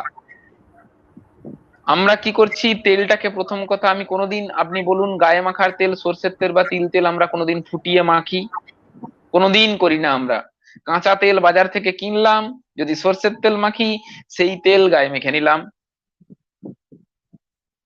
আমি তেলের মধ্যে যে আমদোষ আছে তাকে আমি বের করলাম না, এক। দ্বিতীয় কথা, একটা বাজারের সর্ষের তেল 7 থেকে 8 ঘন্টা ব্লেন্ডিং হয়। আমি কোনো কোম্পানির নাম নিচ্ছি না, যে কেউ আমার কথাটাকে চ্যালেঞ্জ করতে পারেন। বাজারের যে আমরা বিভিন্ন প্যাকেটজাত তেল, তাকে 7 থেকে 8 ঘন্টা বিভিন্ন ভাবে তাকে ব্লেন্ডিং করে তারপর সেটা আমরা বাজার হাতের কাছে পাই। তাহলে যে তেল 7 থেকে 8 ঘন্টা একটা ড্রামের মধ্যে ব্লেন্ডিং হয়, সেই তেলের মধ্যে কি তার পুষ্টিগুণ থাকে? কখনো না। চেষ্টা করবেন ঘানির তেল ব্যবহার করতে, এক। দ্বিতীয় কথা হচ্ছে যে তেল যখনই আপনি যদি মাখার জন্য হয়, আপনি একসাথে 1 কেজি তেল বা 500 গ্রাম তেল আপনার বাড়ির সংখ্যা, লোক সংখ্যা অনুযায়ী তাকে কড়াইতে নেবেন এবং তাকে নিস্ফেন করবেন। তেল ফুটে যতক্ষণ না তার পুরো ফেনাটা চলে যায়, তারপর সেই তেলকে ঠান্ডা করে বোতলে ভরে রাখবেন, সেই তেল মাখবেন। আর ন্যাচারালি আমরা যে অঞ্চলে থাকি, এই অঞ্চলে থেকে নারকেল তেল কখনোই মাখা উচিত নয়। মানে বিশেষত শরীরে চুলে ছাড়া অন্য কোনো জায়গায় নারকেল তেল মাখা উচিত নয় বেশি পরিমাণে। ঠিক আছে, এইটুকুই। আর সর্ষের তেল বা তিল তেল ব্যবহার করা যেতে পারে মাখার জন্য। কুশল দা, নেক্সট দাদা, কোশ্চেন। ওই যে উপকারিতার ব্যাপারটা, কি কি উপকার হবে আমার? আচ্ছা, তেলের কি কি উপকার হবে, তাই তো? মানে এই যে আমি যে তেল মেখে যে স্নান করছি, এটা আচ্ছা, কেন করব? আমার কেন উপকার করব? কি? বেশ বেশ, ঠিক ঠিক। প্রথম হচ্ছে আমাদের শরীরে যে শাস্ত্রে বলছে দেহ আদ্রব তৈরি করে, অর্থাৎ আমাদের শরীরে একটা ময়েস্ট ভাব আনে যদি আমি রেগুলার রেগুলার ইয়ে করি। দ্বিতীয় হচ্ছে আমাদের শরীরের সব থেকে বড় অর্গানের নাম হচ্ছে চামড়া, ত্বক। তারও একটা পুষ্টি প্রয়োজন। আমাদের শরীরে সব থেকে বড় একটা অর্গানের নাম হচ্ছে এটারও একটা পুষ্টি প্রয়োজন। 2, 3 নম্বর, যদি আমি তেল মাখি, সবসময় তেল মাখবেন আপওয়ার্ডস টু ডাউনওয়ার্ডস। কখনো আমরা অনেকে আছে দেখবেন উল্টো দিকে তেল মাখি। সবসময় কেন দোষ সবসময় নিচের দিকে নিহরণ করতে হয়, এক। দ্বিতীয় কথা, আমাদের এই যে আমরা মানে তেল মাখছি রেগুলার, এটা আমাদের আহ শরীরের মধ্যে একটা জিনিস হচ্ছে আর্দ্রতা যেমন বজায় রাখে, তেমনি আমাদের শরীরে এই চামড়াকেও যেমন একটা পুষ্টি যোগায়। মানে এই বিষয়গুলো হচ্ছে মূল বিষয়। তার সাথে সাথে যে তার সাথে সাথে আমাদের মধ্যে যে বিষয়গুলো দেখা উচিত, সেটা হচ্ছে যে আমরা যত ধরনের যে অর্গান, তাদের মধ্যে যে রক্ত সঞ্চালন সেটা এর মধ্যে লুকিয়ে আছে। আমরা যখন প্রত্যেকদিন তেল মাখছি, আমাদের শরীরে রক্ত সঞ্চালন খুব ভালোভাবে বৃদ্ধি পায়, এটাই হচ্ছে মূল কারণ। এবার ধরুন আলাদা করে যেমন বলা আছে যে পাদাভঙ্গ, পায়ের নিচে যদি তেল মাখা হয় তাহলে আমাদের দৃষ্টিশক্তি দিয়ে হয়। কারণ আমাদের যে নার্ভ এন্ডিং এর সঙ্গে আমাদের একটা আমাদের যে আছে পায়ের তলার একটা খুব গভীর সম্পর্ক আছে নার্ভ এন্ডিং এর সাথে।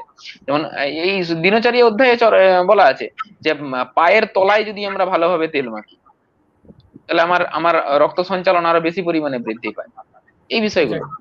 যাক যাক দাদা, তেল নিয়ে আর দুজনের দুটো কমেন্ট আমি পড়ছি। যে দাদা, জয়তুনের তেল কি মুখে মাখা যাবে? আর অলিভ অয়েল কি অলিভ অয়েল কি ভালো? আগে জয়তুনের এক তেলটা হচ্ছে বলুন। যে জয়তুন বলতে জিনিসটা আমি একদম জয়তুন কোন তেলটাকে বলছেন? জয়তুন নামই জয় তো বুঝতে পারছি না কোনটা। তোমাদের ওখানে যে কি, আমাদের এখানে তো জয়তুনের তেলই বলে। আচ্ছা, মুখে কোন কোন এটা তেল মাখা যাবে না? মুখে কোন কোন তেল মাখা যাবে না সেটা বলো। দেখুন দেখুন প্রত্যেকের হচ্ছে মুখের তেল নিয়ে একটা ভীষণ পরিমাণে অনেকের ক্ষেত্রে একটা কনফিউশন আছে। এক নাম্বার হচ্ছে যে দেখুন মুখের স্কিনের কন্ডিশনের উপরে তেলটা, ড্রাই স্কিন হলেই সেখানে খুব ময়েস্ট ধরনের তেল ব্যবহার করা যেতে পারে। সেই তেলের মধ্যে আমরা সব থেকে প্রেফারেবলি বলি যে মুখে বড় জোর খুব ম্যাক্সিমাম টু নারকেল তেল, যেন সিঙ্গেল নারকেল তেল ব্যবহার করা যেতে পারে। কারণ স্কিন এমন একটা জিনিস, আর মুখ আমাদের প্রত্যেকেই আমরা মনে করি যে আমার মুখটা যেন সুন্দর হয়, প্রত্যেকেই আমরা মনে করি, ঠিক আছে? কিন্তু কিন্তু আমরা করছি কি, আমার ড্রাই স্কিন না অয়েলি স্কিন, আমার নিজের বিচার বুদ্ধি অনেকে হারিয়ে যায়। আমরা আমরা মানুষ খুব অনুকরণ প্রিয়। পাশের একজন কিছু একটা মাখছে, সেটা দেখে আমরা সেই প্রোডাক্টটা নিয়ে চলে আসি বাড়িতে, যে সেটা দেখে মাখি, কিন্তু ওই প্রোডাক্টের কন্টেনার, ওই প্রোডাক্টের কম্পোজিশন সেইটা আমরা কিন্তু দেখি না। আমরা এই অনুকরণ প্রিয় করতে গিয়ে ন্যাচারালি মুখে প্রথম কথা হচ্ছে তার নিজের স্কিনের আর্দ্রতা কেমন সেগুলো বিচার করে তার মুখে তেল লাগানো উচিত। তার মুখে যদি প্রচন্ড অয়েলি হয় তারপরে সে আবার তেল মাখছে, তো কি প্রয়োজন? সেটা এক্সেস হবে, সেখানে সেল ব্লক হবে, তারপরের দিন তার মুখে ব্রণ আসবে, তারপর সে ডাক্তারের কাছে চলে যাবে। নিজের থেকে সে নিজেই নিজেই নিজে রোগকে ডেকে আনছে। হ্যাঁ দাদা, আর একটা জিনিস এখানে আসছে আমাদের। হ্যাঁ, সুমশঙ্কর না, তিল তেল আষ্টি গন্ধের জন্য যদি খেতে না চায় তাহলে কি সরষের তেলের সঙ্গে কত পরিমাণ মিশিয়ে,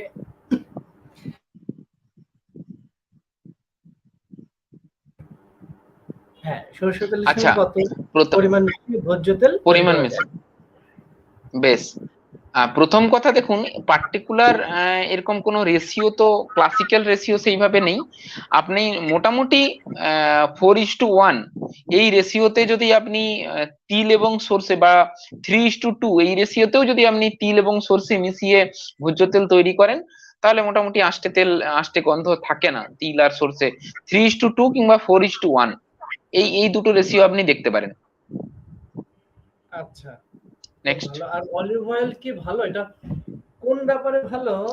জিনাত লিখেছে আর কি, স্বপ্না, কোন ব্যাপারে ভালো এটা আমাদের জানলে মানে ভালো হতো। অলিভ অয়েল কি ভালো দাদা? মানে দাদা কি অলিভ অয়েল কি ভালো, মানে খাওয়ার জন্য, মাখার জন্য? না, এটা ঠিক অলিভ বলো। Oil olive oil olive oil olive oil আপনি মানে যেহেতু প্রচুর পরিমাণে এর মধ্যে যে ফ্যাট কন্টেন্টটা প্রচুর পরিমাণে থাকে, সেই জন্য আপনি একমাত্র ড্রাই টাইম হতে হবে। আর এক নম্বর, দ্বিতীয় নম্বর হচ্ছে তার স্কিন যদি ড্রাই না হয় তাহলে অলিভ অয়েল তার ইউজ করাই উচিত নয়। যিনি মাখছেন তিনি যে টাইমে মাখছেন সেটা যদি ড্রাই সিজন হয়, সেটা হতে পারে, তার মানে আমরা এখানে শীতকাল হতে পারে, শীতকালে তার আমাদের মানে যাদের ইয়ে কম ড্রাই হচ্ছে। যাদের ড্রাই স্কিন তাদের জন্য অলিভ অয়েল মাখতে পারবে। হ্যাঁ, কারো যদি ড্রাই স্কিন থাকে সে সারা বছর মাখতে পারে, আর আচ্ছা, ওয়েদার যেন ড্রাই থাকে আর যার অয়েলি সেক্ষেত্রে স্কিন, অলিভ অয়েল সে মাখতে পারে। অয়েলি স্কিনে অলিভ অয়েল উচিত নয়, আমি প্রথমেই আমি বললাম। শুধু অলিভ অয়েল অন্যান্য, নয়, তার ক্ষেত্রে অন্যান্যদের ক্ষেত্রেও বললাম যে অয়েলি স্কিনের ক্ষেত্রে কখনোই তেল লাগানো উচিত নয়, কারণ তার স্কিনটাই অটোমেটিক অয়েলি। অয়েলি আছে, হ্যাঁ ঠিক। দাদা আর একটা হচ্ছে, দাদা আয়ুর্বেদ মতে পুরো দিন কি কি করতে হবে বলবেন? এ তো লম্বা জিনিস। আচ্ছা, এ নিয়ে দাদা আমরা আর একবার বলবো। হ্যাঁ, হ্যাঁ, এটা এটা দিনচর্যা পুরোটা বলতে হবে। এটা এটা আম, দিনচর্যার ক্ষেত্রে বলতে গেলে অনেকটা টাইম লাগবে, এখানে দিনচর্যা অনেক। পাটে পাটে পাটে পাটে অনেকটা আছে। এটা নিয়ে দিনচর্যা নিয়ে আমরা অন্যদিন বসবো। হ্যাঁ, কোশ্চেন তোলা অবশ্যই, রইলো অবশ্যই। আপনার মনে। হ্যাঁ, সমীর শঙ্কর দা আবার লিখেছিলেন, মানে এটা আগের একটা যে শরীরেন্দ্রিয় সত্তা সৎমা আত্মা সংযোগ ধারী জীবিতম। জীবিতম, শরীর ইন্দ্রিয় সত্য মনের পরে জীবাত্মার সাক্ষাৎ পাওয়া হয়। তারপর বলার জন্য ডক্টর সুমিতকে ধন্যবাদ, দাদাকে ধন্যবাদ জানিয়েছে, আর জীবাত্মার পরে পরমাত্মার সাক্ষাৎ দেওয়ার জন্য ধন্যবাদ সবাইকে অসংখ্য ধন্যবাদ দাদা। আচ্ছা দাদা, আমরা আরেকটা জিনিসে যাই, তোমার সাথে আমাদের কথা হয়েছিল যে আমরা বাংলাদেশে বাংলাদেশে যদি তোমাকে আমরা নিয়ে আসতে পারি তাহলে সেই সেই কাজটা খুবই ভালো হবে। আর যদি সেটা একটু দেরি হয়, সেক্ষেত্রে আমি জানি যে তোমার তোমার হসপিটালের কাজে তুমি ব্যস্ত থাকো, সেটা নিয়ে খুবই অসুবিধা হয় তোমার। তোমার মনে আছে যে আমরা চেয়েছিলাম যে বাংলাদেশে যারা রান্নাঘরের কাজ করে মায়েরা, এই রান্নাঘরে যারা বেশিক্ষণ থাকে তাদেরকে নিয়ে তুমি একটা সেশন করাতে, একটা কোর্সের মতন শুরু করতে চেয়েছিলা যে কৌশল আমরা একটা কোর্স করতে পারি কিনা, যে ঘরের ভেতরেই আমাদের ফার্মাসি আছে, আমার রান্নাঘরের মধ্যে আমার সমস্ত কিছু আছে, শুধু আমরা যদি জানতে পারি তাহলে সে মাথা ব্যথা থেকে এই শরীর ব্যথা এই এই প্রসঙ্গ এই প্রসঙ্গে জয়দা 5 মিনিট একটু বলা ভালো। আমি বিরুদ্ধাহারটা নিয়ে বলিনি তো, তখন কথা প্রসঙ্গে মানে আমার নেটওয়ার্ক এত ডাউন করছে আজকে, কেন কি জানি, কপালটা এতটাই খারাপ, বারে বারে নেটওয়ার্ক উড়ে যাচ্ছে। আজকেই এটা হচ্ছে কেন, এটা আমি নিজে বুঝতে পারছি না। মানে 400 কেবিসি থেকে কেবিপিএস থেকে কখনো কখনো 40 কেবিপিএস এসে যাচ্ছে। যাই হোক, আচ্ছা দাদা শোনো, আমরা সম্ভবত হ্যাঁ, সম্ভবত এই প্রশ্নটাও তোমার ওটার সাথে যাবে, তাই আমি লিংক করে দিলাম যে উষা পানের উপকারিতাটা কি, তুমি এখন যেটা বলবা তার সাথে যদি ঠিক সম্পর্ক থাকে। ঠিক ঠিক ঠিক ঠিক ঠিক আমি বলছি সূর্য সূর- একদম যিনি যিনি প্রশ্নটা করেছেন, খুব ভালো একটা প্রশ্ন করেছেন। উষা পানের উপকারিতা দিয়ে বলে দিই, তারপর আমি রান্নাঘরের প্রসঙ্গটা আসছি। প্রথম কথা, উষা পান এটা আয়ুর্বেদে একটা, এই যে আমরা কি করছি না, কখনো গরম সেঁক দিয়ে চিকিৎসা করছি, কখনো পেশেন্টকে বলছি আপনি একটা গরম ঘরের মধ্যে বসুন, কখনো আমি তাকে বলছি যে আপনারা দেখুন এখন কোনো কিছু আমরা শীত করলে কি বলছি যে কম্বল গায়ে দিন বা গরম জিনিস গায়ে দিন। তেমনি আয়ুর্বেদে এরকম নিরাগ নিষেধ বলা আছে। অর্থাৎ নিরাগ নিষেধ কি হতে পারে না, কোনো একটা মানুষকে আমি বললাম আপনি কিছুক্ষণ কম্বল জড়িয়ে বসুন, ওর কিছুক্ষণ পর ঘাম দেবে। ওকে বললাম যে আপনি একটুখানি রোদে দৌড়ে আসুন, রোদে হেঁটে আসুন, ওর ক্ষেত্রে কিন্তু ঘাম দিয়ে দেবে। বা বললাম কোন একজনকে যে আপনি রোদের মধ্যে বসুন, তার মধ্যে ঘাম দিয়ে দেবে।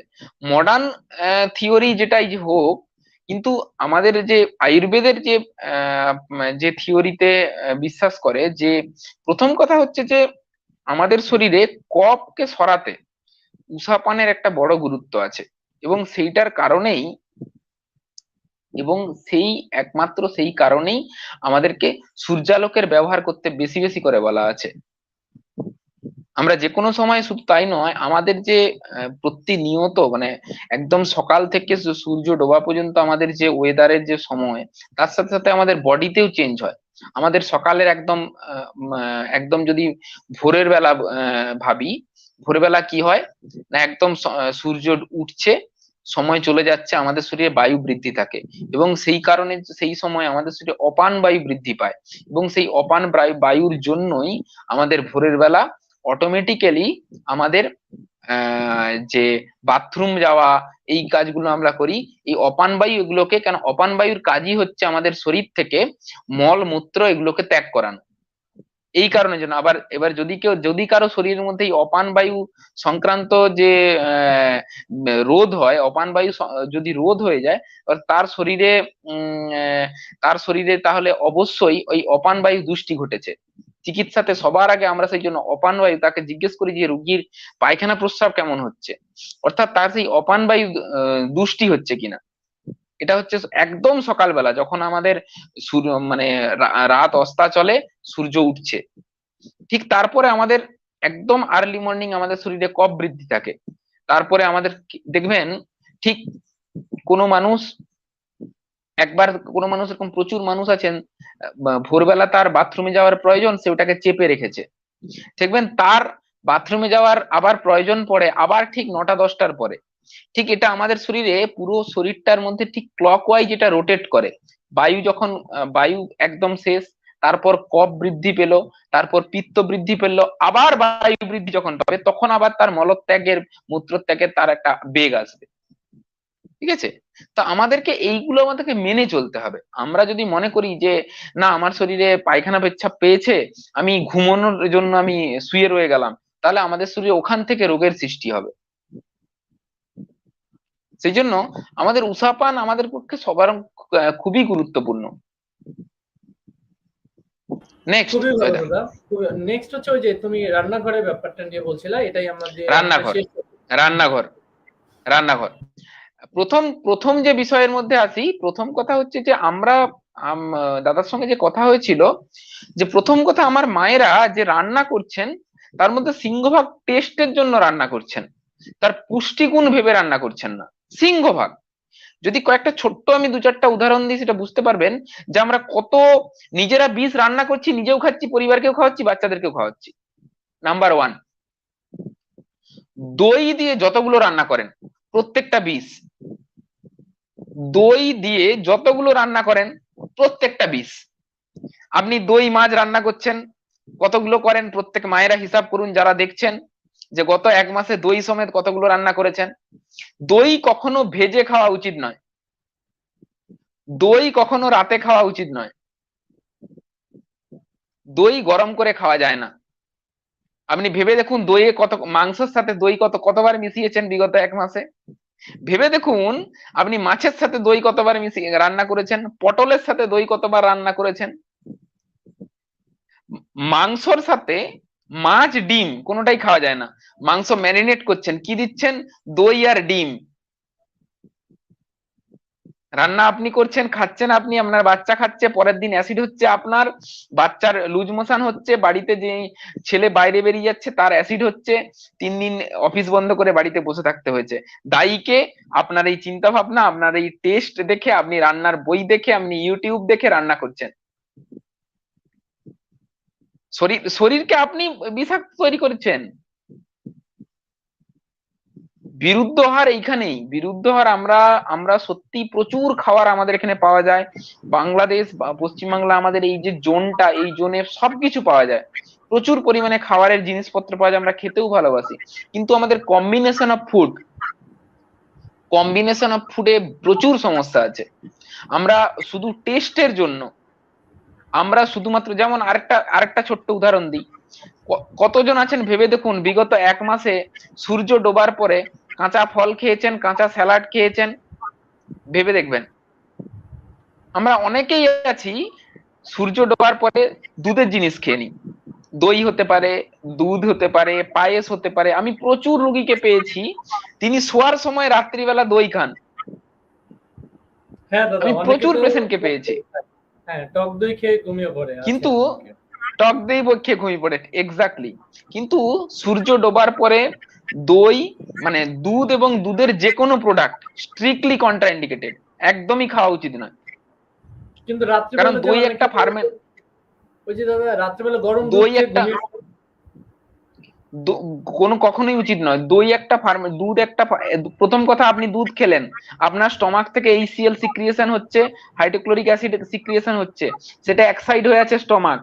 আপনি দিনের বেলা পরিশ্রম করছেন না, তার সাথে দুধ যাচ্ছে, দুধের মধ্যে দুধ, তাহলে হাইড্রোক্লোরিক অ্যাসিডের সঙ্গে, আপনার দুধের সঙ্গে টক দিলে কি হয়, লেবুর রস দিলে কি হয়, ছানা হয়। সেই অ্যাসিড দুধের সাথে মিশলে কি হবে? রাত্রেবেলা অ্যাসিড হচ্ছে, প্রেসার বাড়ছে, ঘুমের মধ্যে হার্ট অ্যাটাক হয়ে মারা যাচ্ছে। দেখবেন হিস্ট্রিতে দেখবেন প্রচুর জন রাত্রেবেলা দুধ খেয়ে ঘুমিয়েছেন, সকালবেলা মারা গেছে, ভোরবেলা ঘুমের মধ্যে মারা গেছে। প্রচুর প্রচুর ঘটনা ঘটে এরকম। তার মানে আমাদের যে এখন আমাদের এই গ্যাস্ট্রিকের সমস্যাটা বেশি, এখন তো ঘরে ঘরে তার দাদা একটা গ্যাস্ট্রিক। বড় কারণ, তার একটা বড় কারণ হচ্ছে আমাদের মোড অফ কুকিং আর মোড অফ লিভিং। এই দুটো হচ্ছে আমাদের ক্ষেত্রে। বলুন না, আমি গত পরশুদিন এক পেশেন্টকে আমি দেখলাম, ওনার হাইপার অ্যাসিডিটি এথিক গ্যাস্ট্রাইটিসের সমস্যা, আমার চেম্বারে এতে এসেছিলেন, হসপিটালে এসেছিলেন। তো ওনার মাত্র 44 বছর বয়স, উনি 5 বছর ধরে ভুগছেন। তো ওনার হিস্ট্রি দিলেন, প্রায় 25টা খাবার ওনাকে বলেছিলাম যে আমি লিখে দিলাম আমার প্রেসক্রিপশনে যে আপনার খাওয়া যাবে না, এবং উনি হিস্ট্রি দিলেন ওনার hyper acidity, acid peptic disorder, উনি এর আগে প্রচুর প্রায় 12 জন এলোপ্যাথি ডাক্তারকে দেখিয়ে এসেছেন, এবং এই 25টা খাবার উনি রেগুলার খান। সব থেকে যেটা খারাপ, উনি প্রতিদিন 2টো করে কলা খান। যে পেশেন্টের হাইপার অ্যাসিডিটি হচ্ছে, পাকা কলা তার ক্ষেত্রে সবার আগে কন্ট্রাইন্ডিকেশন। কোনো লালা জাতীয় খাবার, গ্যাস্ট্রাইটিস যদি সমস্যায় থাকে, কারো যদি অ্যাসিডিটির কোনো সমস্যায় থাকে, তাকে লালা জাতীয় খাবার, টক ঝাল মিষ্টি, দুধ, মিল্ক প্রোডাক্ট, ঠিক আছে, কোনোটাই খাওয়া উচিত নয়। মানুষ আচ্ছা, শুনছে কই? এবার শোনো, এইভাবে বললে হবে না, আমাদেরকে একেবারে ধরে বাঁধে তোমাকে দিতে হবে। আমরা এখন বলো, তোমার সময় তো খুবই মুশকিল, খুবই খুবই টাইট। তুমি কবে থেকে আমাদেরকে এই কোর্সটা দিতে পারবা? আমাদেরকে শেখাও। আপনি কারণ জুলাইয়ের আসলে মিড আমাদের জুলাইয়ের পরে, আসলে দাদা, আফটার 50। বাংলাদেশের বেশিরভাগ মানুষই হচ্ছে ভোজন রসিক মানুষ। তুমি জানো, বাঙালিরা মাছে ঠিক ভাতে বাঙালি, ঠিক ভীষণ ভোজন রসিক। ঠিক এবং দেখো যে এখানে ঠিক প্রত্যেকটা মানে নিমন্ত্রণ থাকেই হচ্ছে রাত্রিবেলা। আর রাত্রিবেলা ঠিক তো, রাত্রিবেলা খাওয়া তো মানা। সে কারা মানা? যারা হচ্ছে একদম। সমাজের বাইরে থাকে তাদের জন্য মানা, যারা সমাজে থাকে তাদেরকে তো, সে যোগী। হ্যাঁ, তাদেরকে তো রাত্রিবেলা খেতে না, হবে। আমরা সত্যি কথা বলতে, আমরা কম্বিনেশন ফুড যদি আমরা সবাই সচেতন হই না, দুদিন পরে দেখবেন আত্মীয় বাড়ি গেলেও, বা এই যে আমরা দিল্লিতে হয়েছিল এই জিনিস নিয়ে, মানে প্রায় 80টা হোটেলের যে চিফ শেফ, ওদেরকে নিয়ে একটা ওয়ার্কশপ হয়েছিল, এবং প্রচুর সাড়া পড়েছিল ওটার পরে। মানে খুব ভালো। হোটেল রেস্তোরাঁর শেফরা যখন জানতে পারলো যে রাত্রেবেলা আমি আমি আমার কাস্টমারদেরকে, ঠিক আছে, এতদিন চলছিল একটা পদ্ধতি, মানে দইয়ের সাথে এতগুলো রান্নাই করা যায় না, এবং ধীরে ধীরে তারা কিন্তু অটোমেটিক্যালি বদলে ফেললো, খুব ভালো। এবং তারা রীতিমতো বদলে ফেললো। মানে আমাদের ক্ষেত্রে আমার কথা হচ্ছে, আমরা যদি সেন্সিটাইজ করতে পারি সমাজকে, ধীরে ধীরে দেখবেন, দেখুন, আপনাকে যিনি আমন্ত্রণ করছেন, আপনিও দুদিন পরে তাকে আমন্ত্রণ করছেন, যিনি হুম। আমন্ত্রণ করছেন তিনি যদি এই বিষয় সম্পর্কে সচেতন হন, তাহলে কিন্তু আপনি দুদিন পরেও কিন্তু সচেতন হবেন।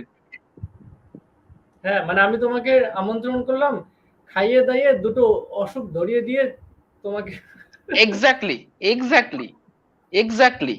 আবার তুমি আপনি বলছিলে বলুন না, কি আমি বলতো? আজকে আমি যে ম্যারিনেট করি, আপনি, হুম, আমি মাংসর সাথে ডিম আর দই দিয়ে আমি প্রচুর মানুষকে দেখেছি ম্যারিনেট করে 1 ঘন্টা রেখে দিতে। আমি কতগুলো ওখানে টক্সিস তৈরি করছি। আবার তুমি একদিন বলছিলে যে মাছ আর মাংস একই সময় খেতে নেই, কিন্তু আমরা মাছ তো মাংস তোমাকে, একসাথে খাওয়া উচিত নয়, কিন্তু প্রচুর আমরা খাই। আমাকে তো, আরে খাও, আরে একদিনই তো খাবা। হ্যাঁ।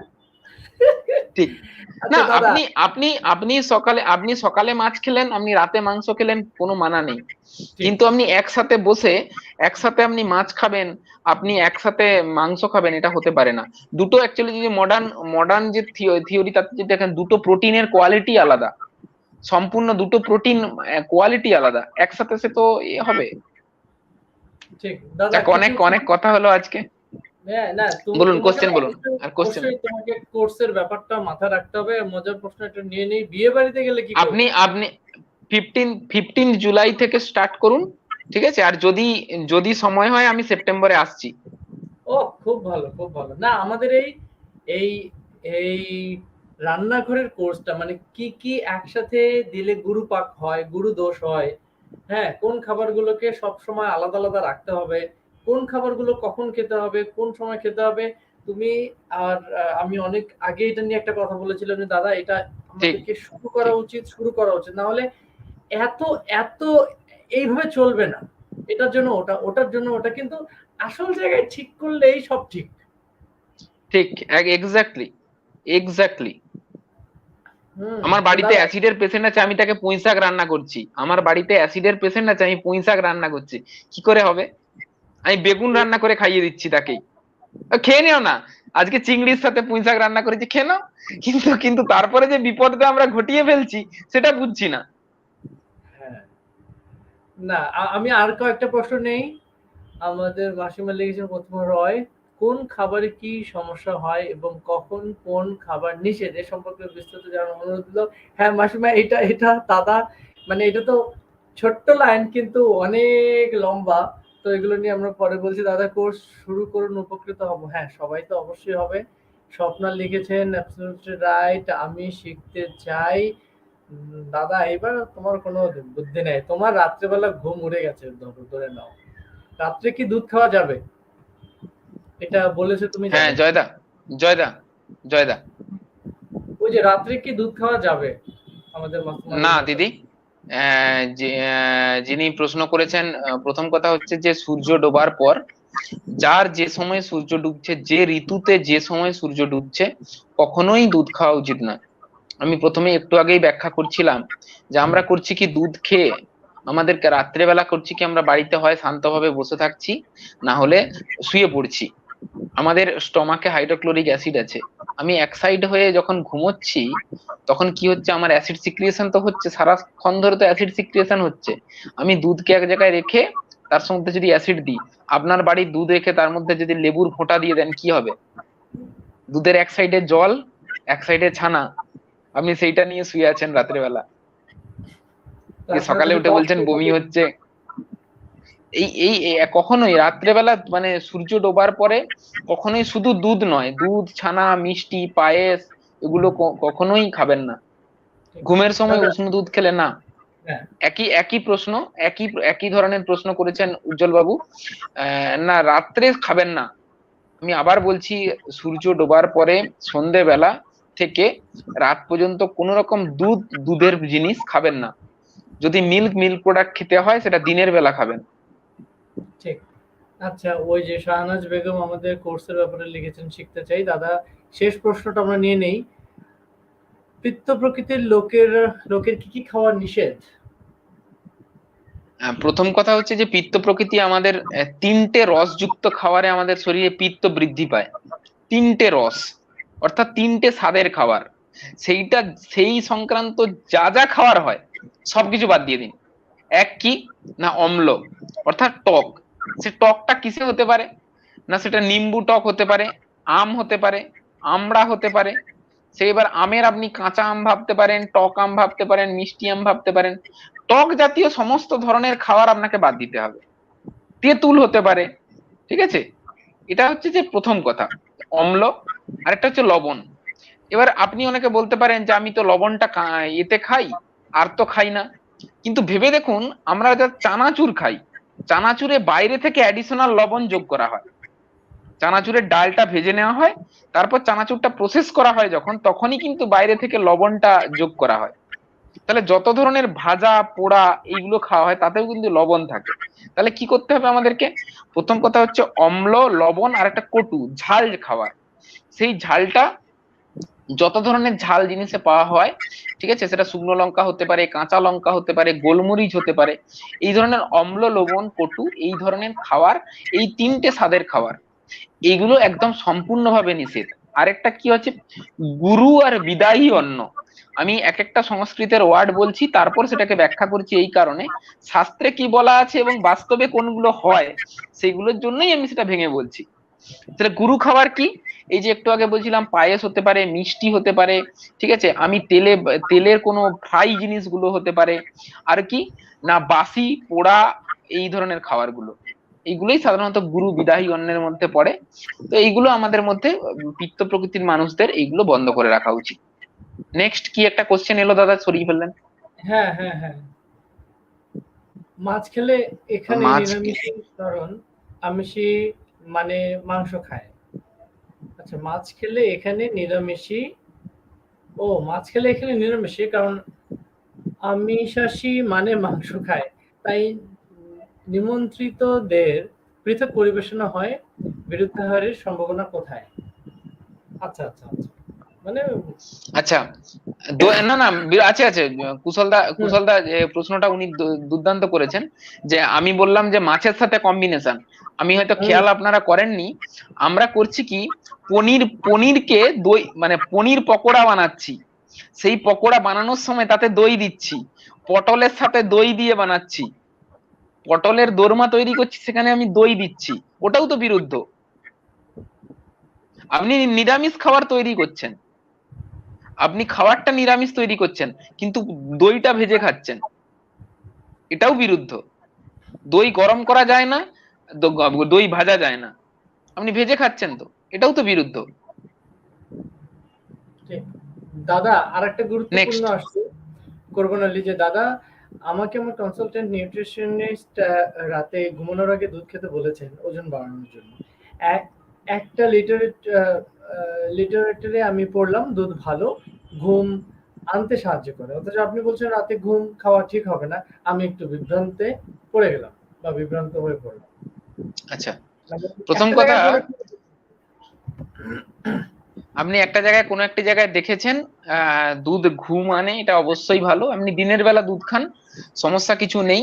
তার কারণ আপনি যে জায়গায় পড়েছেন একটু বিষয়তে খুঁটিয়ে পড়বেন। চরক সংহিতা 25 নম্বর চ্যাপ্টার, সেখানে বলা হচ্ছে, যেখানে এক জায়গায় বলা আছে, আবার অন্য একটি জায়গায় বলা আছে, কিন্তু দুগ্ধবর্গ যেখানে বলা আছে চরকে, সেখানে বলা আছে যে মহিষ্য দুগ্ধ, মোষের যদি দুধ, সেটা হচ্ছে ঘুম আনার জন্য সব থেকে ভালো দুধ আর কি, স্বপ্ন জনানাং, এই টার্মে বলা আছে, মহিষ্য দুগ্ধ স্বপ্ন জনানাং। আপনি ঘুমের জন্য শুধু দুধ নয়, আরো অনেক ধরনের খাবারের বিষয় আছে, সেগুলো এক্ষুনি বিষয়তে সেগুলো বলা সম্ভব নয়। আপনি কুশলদার সঙ্গে যোগাযোগ করে যোগাযোগ করতে পারেন। আজকে এখন তো ভার্চুয়ালি আছি, কুশলদার সঙ্গে আপনারা যোগাযোগ করতে পারেন। তো কুশলদার সঙ্গে আমার রেগুলার লাস্ট প্রায় 4-5 বছর যোগাযোগ রয়েছে। ঠিক আছে, বিভিন্ন ক্ষেত্রে আমরা কাজকর্মের মধ্য দিয়ে। আর অবশ্যই আপনি দুধটা খেতে পারেন, কিন্তু দিনের বেলা দুধ খাবেন, রাত্রে দুধ খাবেন না, এটা আমার অনুরোধ রইল। ও আর একটা কথা দাদাকে বলা, মানে দাদার ব্যাপারে আমাদের দর্শকদেরকে বলা হয়নি। দাদা আমাদের আয়ুর্বেদিক কনসালটেন্ট হিসেবে জয়সানে কাজ করছেন অনেকদিন ধরেই। তো যারা অনলাইনে দাদাকে দেখিয়েছেন তারা অনেক উপকার পেয়েছেন। আর যারা দেখাতে চান তারাও দাদার সাথে অ্যাপয়েন্টমেন্ট নিয়ে তারা দেখাতে পারেন। আর আমরা খুবই চাইছি যে দাদাকে একবার বাংলাদেশে ঢুকিয়ে বিশেষ করে ওই আয়ুর্বেদিকের রান্নার কোর্সটা দাদাকে করাতে। তো দাদারও প্রিপারেশন চলছে, আমাদেরও প্রিপারেশন চলছে। আমরা খুব খুব শীঘ্রই এটা হয়তো অনলাইনেই কোর্সটা শুরু করব, এবং ওইখানে আপনাদের ডিটেলস থাকবে। কারণ মানে একে তো হচ্ছে যারা আমরা রান্না করি আমাদেরকেই আসলে সবার স্বাস্থ্যটা দেখতে হয়, আর স্বাস্থ্যের কথা চিন্তা করে সুস্বাদুর কথা চিন্তা করে আমরা অনেক কিছু দিই, সেটা হিতে বিপরীত হয়। তো সেই জায়গাগুলো নিয়ে দাদার সাথে অনেক কথা হয়। তো আজকে সুযোগ হয়েছে দাদাকে নিয়ে আসার জন্য, আপনাদের সবার সামনে সবার কথা বলাতে। তো দাদা, তোমার শেষ যদি কোনো কথা থাকে তুমি অবশ্যই বলো, আমাদের দর্শকদের জন্য। এবং তোমার সাথে যোগাযোগ করার, কলকাতায় গিয়ে যদি তোমার সাথে কেউ যোগাযোগ করতে চায়, কারণ বাংলাদেশের অনেক মানুষ কলকাতা যায় তুমি জানো চিকিৎসার ক্ষেত্রে, সেক্ষেত্রে যদি তোমার সাথে যোগাযোগ করতে চায় তার কোনো ব্যবস্থা আছে কিনা, বা অনলাইনে তুমি কিভাবে দেখো সেটাও যদি বলো, এটা নিয়ে তুমি বলো। প্রথম কথা এটুকুই, প্রত্যেকে আজকে শেষ যে বিষয়টা বলবো, যে শুরু করেছিলাম যে যোগা আয়ুর্বেদের সম্পর্ক দিয়ে। আপনাকে মানসিক স্থিরতা যেমন যোগা দিতে পারে, তেমনি শারীরিক স্থিরতা আনতে গেলে আপনাকে আয়ুর্বেদ প্রথমে সবার আগে, চিকিৎসার আগেও সবসময় জীবন চলার পদ্ধতি। আপনি কখন উঠবেন এই কথাটা কোনো শাস্ত্র বলে যায়নি। আয়ুর্বেদ একমাত্র যেটা প্রথম, যে আপনি কখন উঠবেন, এটা তো আপনার প্রত্যেকদিন নিত্য নৈমিত্তিক বিষয়। আপনার শরীরে রোগ যাতে না জন্মায় তার লক্ষ্য এই যোগা আয়ুর্বেদ দুজনেই বলে গেছে। আমরা যারা চিকিৎসক, চিকিৎসা নিয়ে, দাদা একটু বেঁকে গেল দাদা, দাদার মানুষকে ইন্টারনেটটা চেষ্টা মনে হয়, করছি। হ্যাঁ শোনা যাচ্ছে? হ্যাঁ শোনা যাচ্ছে? হ্যাঁ হ্যাঁ হ্যাঁ শোনা যাচ্ছে, বলো। আমরা চিকিৎসা নিয়ে যাদেরকে কাজ করছি, সেই চিকিৎসাতে আমাদের প্রথমেই সবসময় আমাদেরকে বলতে হয় যে আমরা কখনোই এমন কিছু করব না, বা এমন কিছু আমরা আহ, আহ, ভাববো না যাতে আমাদের যাতে নিত্যনৈমিত্তিক যে বিষয়গুলো থাকে সেইগুলো আমাদের মানে কোনো টক্সিন আমাদের শরীরে যাতে না উৎপন্ন হয়, সেগুলো থেকে আমরা যাতে দূরে থাকতে পারি, সেই বিষয়গুলো আমরা যেমন একদিক থেকে লক্ষ্য রাখবো। দ্বিতীয় হচ্ছে যে আমার পরিবার যাতে সুস্থ থাকে, তার জন্য আমার রান্নাঘর যাতে মায়ের, আমি সবসময় একটা জিনিস বারবার বলার চেষ্টা করি প্রত্যেকটা বক্তৃতার মাঝেই, যে রান্নাঘর হচ্ছে সুস্থতার চাবিকাঠি। আমি প্রত্যেকদিন যে খাবার খাচ্ছি সেটা আমার রান্নাঘর থেকে তৈরি হচ্ছে, সেখানটা যদি আমি সুস্থ রাখতে পারি তাহলেই আমি নিজে এবং আমার পরিবার সুস্থ হয়ে উঠবে। এখানে কুশলদার কথার রেস ধরেই বলি, যদি বাংলাদেশের কেউ থাকেন এই জন্য দেখানোর জন্য থ্রু ভার্চুয়ালি, কবে যাব সেটা কুশলদার সঙ্গে ডেট ঠিক থাকবে, এটা যাওয়ার প্ল্যান চলছে, আমরা প্রস্তুতি পর্বে আছি। কুশলদার সঙ্গে যোগাযোগ করবেন, কুশলদা আমাদের সঙ্গে যোগাযোগ নিত্যদিন থাকে, প্রায় সপ্তাহে 2 দিন 3 দিন কথা হয়, ঘুরে ফিরিয়ে যোগাযোগ থাকে, টাইম করে কুশলদা ব্যবস্থা করে দেবেন, কোনো সমস্যা নেই। ভার্চুয়ালি দেখার বা ভার্চুয়ালি কথা বলা, প্রেসক্রিপশন করার কোনো সমস্যা নেই। আপনাদের ওখানে ওষুধ অ্যাভেলেবেল, কোনো ওষুধ পেলে ওষুধের থেকেও মেইন হচ্ছে যে আপনার কারেকশন যদি হয়ে যায় আপনার ঘর থেকে, তাহলে আপনার রোগ অর্ধেক সেরে যাবে সেখানে। আর যারা এবারে আসেন, সেখানে আমার হাওড়া স্টেশনের পাশাপাশি একদম আয়ুপথ ক্লিনিক আছে। হাওড়া স্টেশন থেকে মাত্র 1 কিলোমিটারের মধ্যেই আমার ক্লিনিক। ওখানে আমার সাথে এলে যোগাযোগ করতে পারেন, সেটা আমার কাছে অলরেডি নাম্বার আছে, দাদার সঙ্গে যোগাযোগ করলে ওখান থেকে নাম্বার পেয়ে যাবেন। এইটুকুই। সর্বে ভবন্তু সুখিনঃ, সর্বে সন্তু নিরাময়া, সর্বে ভদ্রাণি পশ্যন্তু, মা কশ্চিৎ দুঃখভাগ্ ভবেৎ। ওম শান্তি শান্তি শান্তি। ধন্যবাদ। অনেক অনেক ধন্যবাদ দাদা, তোমাকে অনেক অনেক ধন্যবাদ। আজকে আমাদের একটা খুব ভালো একটা সেশন গেল, তোমার সময়ের অনেক বেশি সময় নিয়ে নিয়েছি। আজকে আমাদের যোগ উৎসবের 3য় দিন গেল, আর 2 দিন আছে। তো এই 2 দিন যারা দর্শক আছেন আপনারা দেখবেন, 2 দিনে 3জন করে গেস্ট আছেন, 6জন গেস্ট। তো দাদা ভালো থাকো তুমি। আমাদের উৎসবের এই তৃতীয় দিন আজকে আমরা এখানেই শেষ করছি। আপনারাও ভালো থাকুন, উৎসবের পুরোতে সাফল্য কামনা করি, ভালো হোক পুরোটা। আবার কথা হবে পরে। থ্যাংক ইউ, নমস্কার। থ্যাংক ইউ দাদা, অসংখ্য অসংখ্য ধন্যবাদ। তুমি ভালো থাকো, শুভরাত্রি। আর সবাইকে শুভরাত্রি, ভালো থাকবেন সবাই।